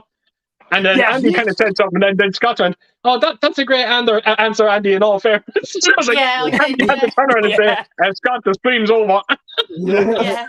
That's awfully good of you, Scott, but 3 of them have already gone to fucking bed. Yeah. Right answer that, Andy. We're not live anymore, Scott. No. I want to make you jealous. Oh. Hey. Awesome from Sophie and Jason there. When I opened this, I fucked up their names. I said something like Cephie and Joe Joseph. Jason and Jovi or some fucking. I can't remember. And I went, Jason and Jovi. Oh, God. Where's that? Is it him? Yeah. I couldn't honestly. I heard it the first time. I thought, I'll fucking catch you. I didn't know it was. As he swings through the jungle. It just makes me laugh so harder that I have to do a high note. That's what she said. And we've got Mike for, saying he quite enjoyed Exorcist Believer. I think without Ellen Burstyn, it would have been better as it worked fine on its own. Yeah. See, I can't really talk about it because no one's actually seen the movie. But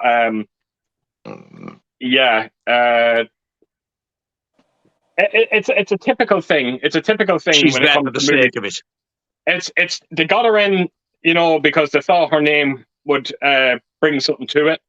And what did they do? They massively underutilized her character. I would comfortably say she's in the movie for around 10 minutes.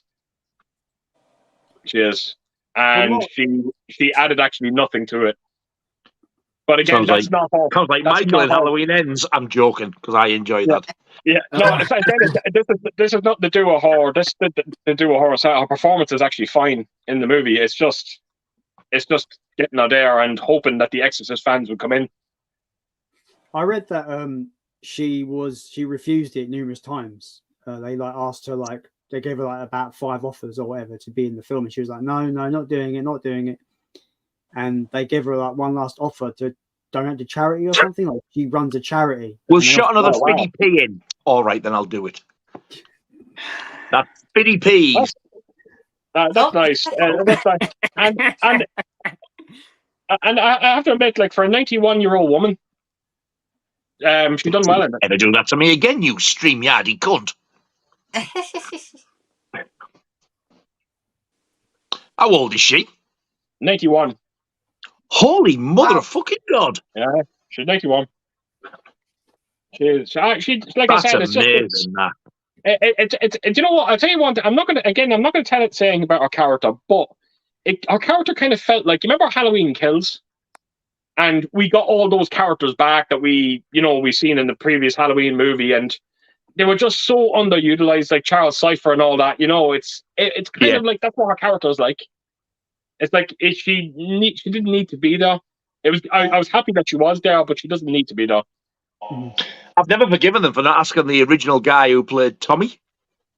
Because he certainly could have done with the fucking money, that poor bastard. He's done nothing since. I bet he'd have been up for it. I don't know what he done. Again, they could have asked him. Maybe he just said no. He doesn't act anymore. Maybe. Poor bastard. We've got Connor saying horror movie face off, preferred movie and why. Scary movie versus Reanimated versus Shaun of the Dead. Oh, interesting choices. Hands down for me, Reanimator all day long for me. Awesome stuff, Jason. Great answer there, my friend. I think I'm going to go with Shaun of the Dead, actually, just because that's the one I grew up with the most, and I do actually really like that film, to be fair. I think it's really entertaining. But Reanimator and Scary Movie are fantastic as well, though, to be fair. A 3-year-old, Shaun of the Dead, Dawn of the Dead. Did your fucking parents hate you? Yeah, They're trying to fuck him up as best they can. What about yourself, Grant? Just want to give you a reminder, Scott. I have to leave in 10 to 15 minutes. So basically, I'm going to have to get most of my haircut done. But my answer is Scary Movie, because it's just because it's Miramax and it's owned by Paramount. I just like a Scary Movie because it's that funny. Awesome stuff, Grant. Great answer, my friend. What about yourself, Keith? Every part of my body wants to say Reanimator, but I'm headed towards Shaun of the Dead. I am. I'm just trying to think which movie I enjoyed the most. Reanimator is a classic. But I have to go with Shaun of the Dead. The cast is just incredible. It just gave me everything and more. It was such a love letter to the Romero movies, and the fact that the two boys appeared on the set of Land of the Dead as well to meet Romero, I thought was just incredible. And I'm gonna go with Shaun. Awesome stuff, Keith. Great answer there, my friend. What about yourself, Nigel? I've never seen Reanimator. Wow. Oh, wow. I think it's because From Beyond put me off, because I saw From Beyond at the cinema in the 80s and I hated it. I thought it was just fucking stupid. But I've heard Reanimator's a lot better. Yeah, it is. Is it supposed to be like a sort of a modern Frankenstein or something? Yeah, one could say that. Yeah. One could so say I that. am intrigued to see that. I fucking hated Shaun of the Dead and I loved Scary Movies, so I'm going to say that. Okay. Awesome But stuff, Reanimator Nigel. might change my mind when I see it.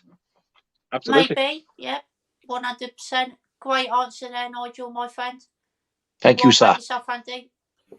I love all three of them, but I've got a lot of personal attachment to Scary Movie. I'm gonna have to say Yeah. that. Awesome stuff, Andy. Great answer there, my friend. And the original UK quad. Yeah, Yeah. For that and the sequel. Yeah. yeah, indeed. Yeah. Okay, bastards. Oh, actually, Carlos, if Carlos is still there, Carlos, I just want you to know, I actually done your video. I've actually unboxed the package that he sent me. Unfucking believable. I'm not going to say anything more, but yeah, he Oh, sent me some Wow. amazing. Yeah, I can't wait to see this. Yeah, Gonna I'm absolutely be intrigued. awesome. He You're does gonna send some good. you're gonna love it, Nigel. Oh, wow. He does send some good stuff. To be fair, I've Yeah, got to that's admit, great. it's I fucking loved it. awesome stuff, Keith. Looking forward to watching that, my friend. I'm going to go through a few more comments and think about wrapping the stream up soon. We've got Caveman Movies and more here. Hello, mate. Good to see you here. What's Says up, Caveman? He's one of my followers from the Movie Buff Grand page that I've requested. That I awesome. live stream in. Oh, from excellent. Great stuff, Grant, and great to see you here, mate. Awesome stuff. And we got Mr. Mojo Riser saying I have that copy of Night of the Living Dead with the extra new shot footage on Anchor Bay. That's right. That's it. It's that box set I was on about to you, Scott. Box of the Dead, I think it was called. Yes, that's right. Yeah. It's got the original. That poster you've got behind just got that head on the front of the box.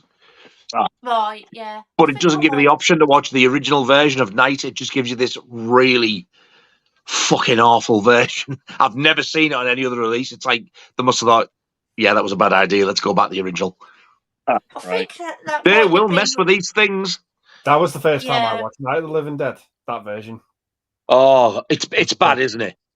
I actually remember when I watched it, I actually really liked it. I think if you'd have watched the original before it, you might have had a different. Yeah, exactly.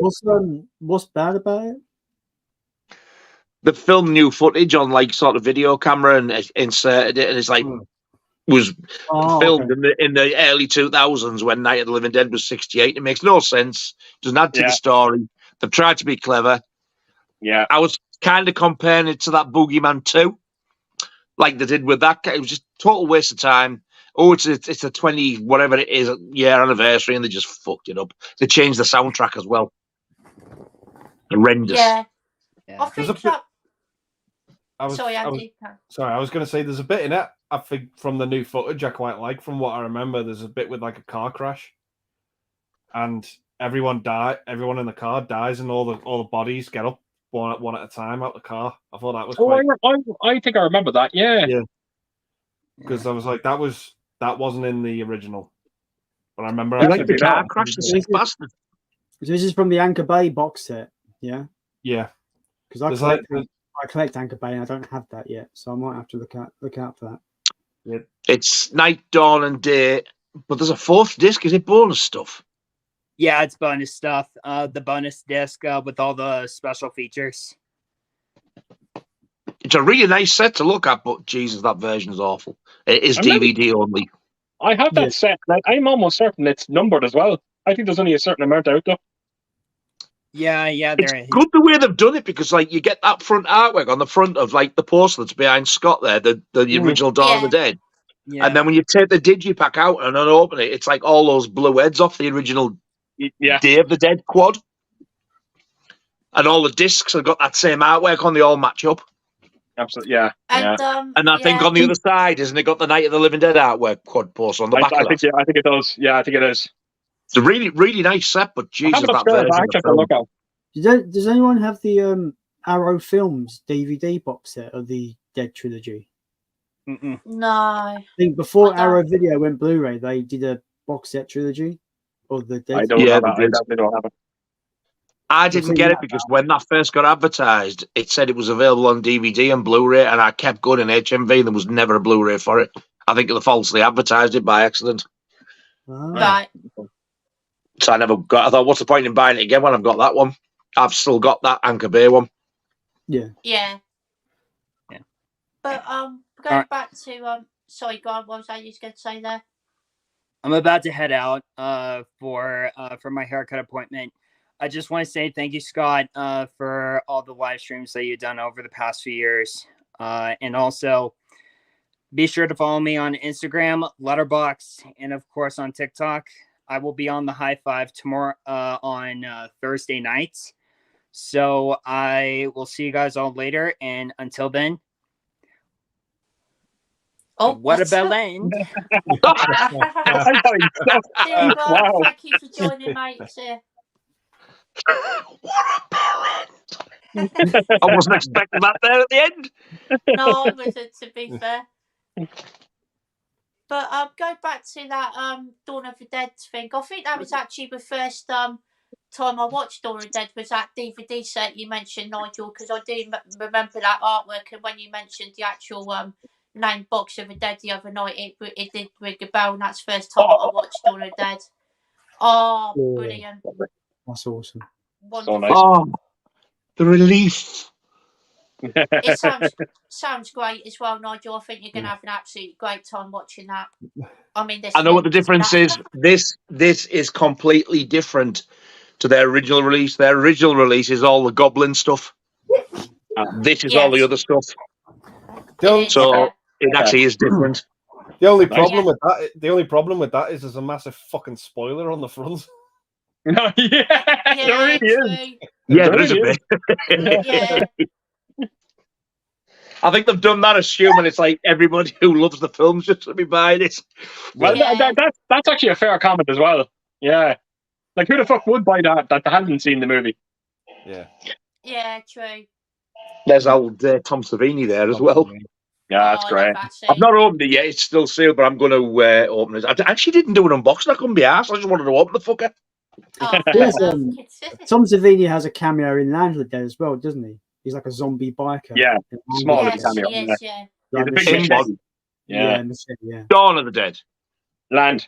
Land of the Dead. He has a little Oh, cameo. does he? Isn't he? Yeah, he's a Yeah. zombie. Isn't he supposed to be the same? He's supposed to be the same character from Dawn, I think. That would make sense if he's a biker, yeah, because you don't really see what happens to him, do you? No, he well, I won't. He does at the end of Dawn. Yeah. Ah, Yeah. right. Yeah. Yeah. So they're bringing him back. Yeah. It's a little Well, that Easter should egg. be realistic. That's just stupid. It should be realistic, like Superman Is it flying is it through in weird? the air with his studded red thong. Is it weird that I know who your impression is right there? No, is that bad? Any cunt who likes marble and slags horror off. You may Awesome smile stuff. in your blue dressing gown, sir. Yeah. And I'm cold. It's fucking cold, mate. What? He's late with this one.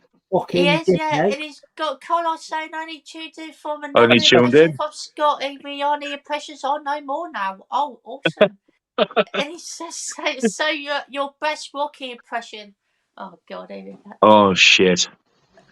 What about my prime? At least you had a prime. You're Adrian, I did it. Oh. I like doing Stallone impressions, but in Arnie's voice because they're like rivals. Yeah. Adrian, I did it, you idiot! It's a bit of a snarling Rottweiler in the middle of that as well. Shut up, you idiot! And Jeff says, "Oh dear, Scotty Bubba." And we've got Jamie Powell here. Hello, mate. Great to see you here. Hey, up. Hello.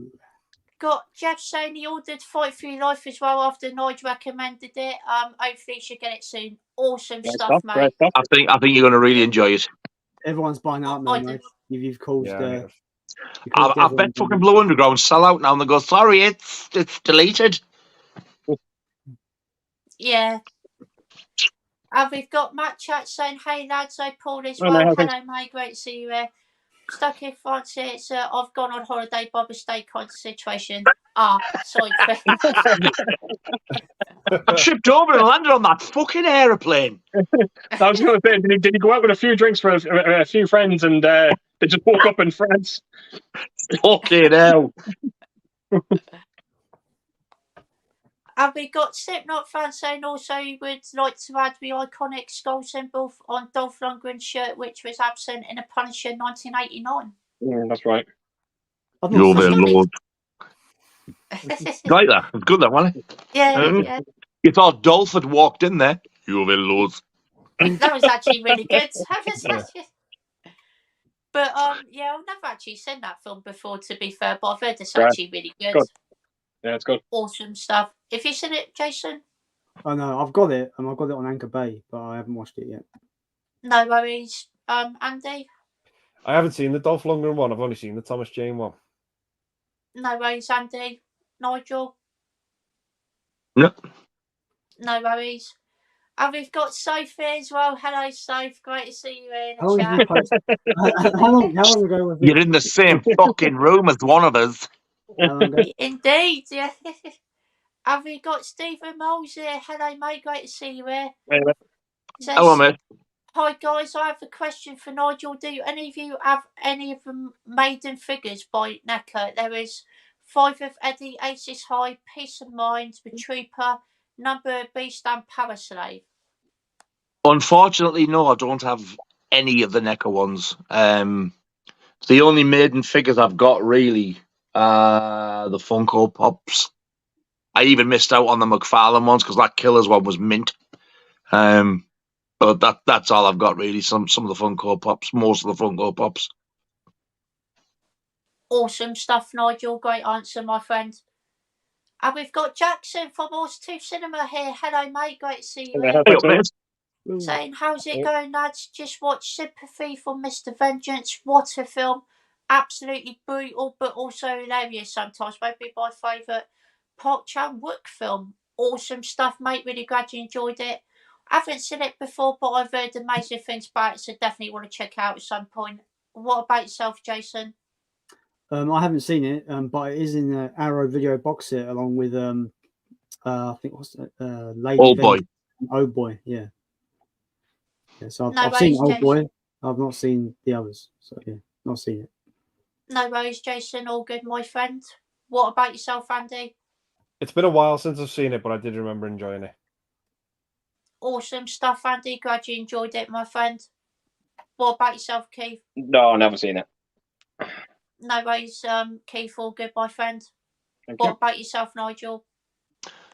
No, I need to see that trilogy because people keep telling me that because of I love that I Saw the Devil so much. They reckon I'm gonna like that Vengeance trilogy. Oh boy's great. Yeah. Old Boy's fantastic, to be fair. I highly recommend that one.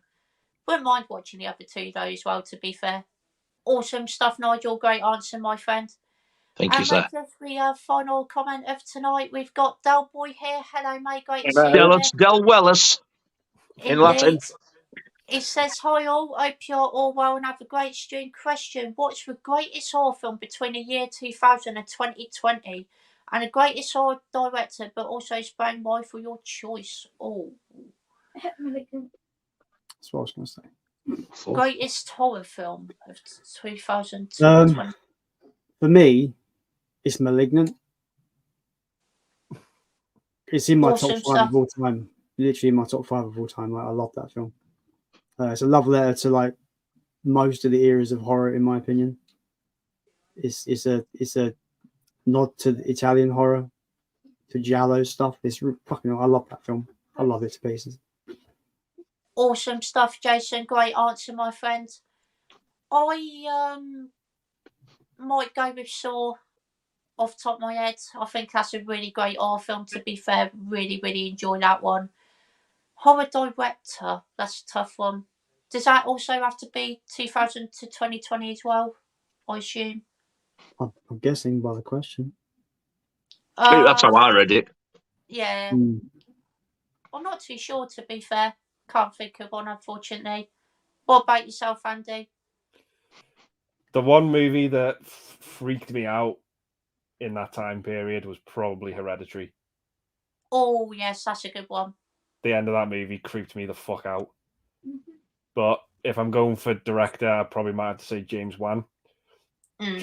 just because he's done so many. He's done so many great original horrors. Saw, Dead Silence. What a movie! What a movie! Yeah, Malignant. There's just a lot of fun horror films from him. Awesome stuff, Andy. Great answer there, my friend. What about yourself, Keith? Best movie. Yeah, I'm gonna stick. What people are probably bored of me saying it at this point. Hellfest, hands down. Nice. Ooh, You know, forgot about that one. all I want is a good Halloween horror movie, and that's exactly what I got with it. It'll be a close call between that and Trick or Treat. It would be between them two. And director probably Mike Flanagan. Very nice. He's directed some great fucking movies. I'm almost certain, isn't he attached to the Salem Lot movie? Does he direct it? The remake? Oh, is he a writer? Not sure. I can't quite. I thought him and James Wan were together on that one. I might be wrong. No worries, Keith, but great answer there, my friend. Really Sure, good thank choice there. No worries. What about yourself, Nigel? One, fuck. I don't know. I mean, the one I originally was going to say was the Texas Chainsaw Massacre remake from 2002. Yes. Because I do love that film. But then when Keith said Trick or Treat and Hellfest as well, fuck me. Yeah. They're just three crackers. Director, I don't know, because when I think of horror director, I think of the older stuff like John Carpenter, Wes Craven, and that type of stuff. And if that's what he meant, then I would probably say it would be either Carpenter or Craven, probably. Yeah, same here as well, definitely. Awesome stuff, Nigel. Great answers there, my friend. Thank you, sir. And that would be the last comment of tonight's live stream, everyone. Again, thank you all so much for contributing. As always, really do appreciate it. Again, apologies to some of the comments I did get to, like always, but thank you all so much for amazing comments. Really do appreciate it. And thank you to all of you guys for joining me tonight. I really appreciate that as well. No problem at all. Thanks. Cheers, Scott. No worries, guys. Shall I do a quick live unboxing? This arrived today. Yeah, go ahead. Do it, Josh. Why not? I know what it is, but I wanted to show you because, like, of how cheap I got it. I see that bag of dog shit I sent you arrived. Yeah, right. So this is the 4K of Hell of the Living Dead. Oh, nice. With the slip and the poster, the little booklet, and there's not only the 2 discs there. I think they're the corrected ones. I've sent the original 2, which weren't corrected as well. Nice. 15 quid. Nice. Wow, that's awesome. Have you seen that? Yes. I remember that kid. I watched it about a year or two ago. I've got it on DVD. Blu-ray.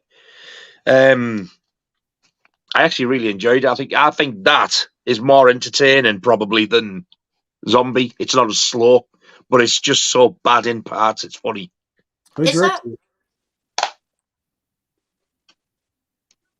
Zombie Creeping Flesh. That's the other title. That's what I was going to say. Is that Zombie Creeping Fresh one? Yeah. Yeah. I'll send that. Bruno Mattei. Okay. But when you see that ball, Jesus Christ, I piss myself laughing every time he comes onto it. It's weird as fuck. I'm over the moon with that 15 quid. And you get the replacement disc as well. Happy days. Awesome stuff. And the slip. There's a few Italian stuff I want to get, like from 88 Films 4K. You got Buried. Was it Buried Alive or what's it called? Fuck. Dead and Buried? No, not that one. It came out recently on 4K from 88 Films. Burial Ground. That's Burial the one. Ground. Yeah, I want to get that, and I want to get. Like, it's also like a zombie. They're all zombie ones. I'm getting confused. That one you've got, Nige. I forgot what the other one's called. Brain work. Zombie Apocalypse? No, Zombie Apocalypse. I think it might be Zombie Holocaust. But it's got another title. Isn't that Dr. Butcher, MD? Yeah, Dr. Butcher, MD, yeah. I want to get those at some point. That's actually a good film. I would like the Severin one of that because they just released that on 4K, and you get I think it's got a slip and the bonus stuff, and you get a bath bag like you did the original Blu-ray. Yeah, Zombie Creepy Fresh, it copies some stuff from Dawn of the Dead at the start, doesn't it? Don't they all? Yeah, true. But I mean, literally copies stuff from Dawn of the Dead at the start. What impressed me about that, though, is that little kid. He's really fucking going for it. Yeah. Him at the top there. He's actually really good. He's not like an annoying little prick like some of them are. And I don't mean Bob, because I think Bob's quite canny, like that little fucker in the Babadook. But he's actually he's tiny and he's a really good actor. He must only be about 4-year-old. Have we got Slipknot fans saying Zombie Scrotum? Zombie Scrotum. I would go and see that. And we've got Jeff saying great stream, gents. So absolutely brilliant as always. You guys are awesome. Have a good one. Oh, thank you so much, Jeff. Really appreciate that. Cheers, mate. Thank you very much. Before we leave, everyone's links in the description box down below. Again, give everyone a sub because everyone has an amazing channel. Cheers, Scott. I appreciate it. Thank you very much, sir. No worries, guys. And we all know what happens at the end of a live stream. Yeah, we all go, good night, fuck off. Are you ready, Nigel? Ready as I'll ever be. 1, 2, 3. Shine!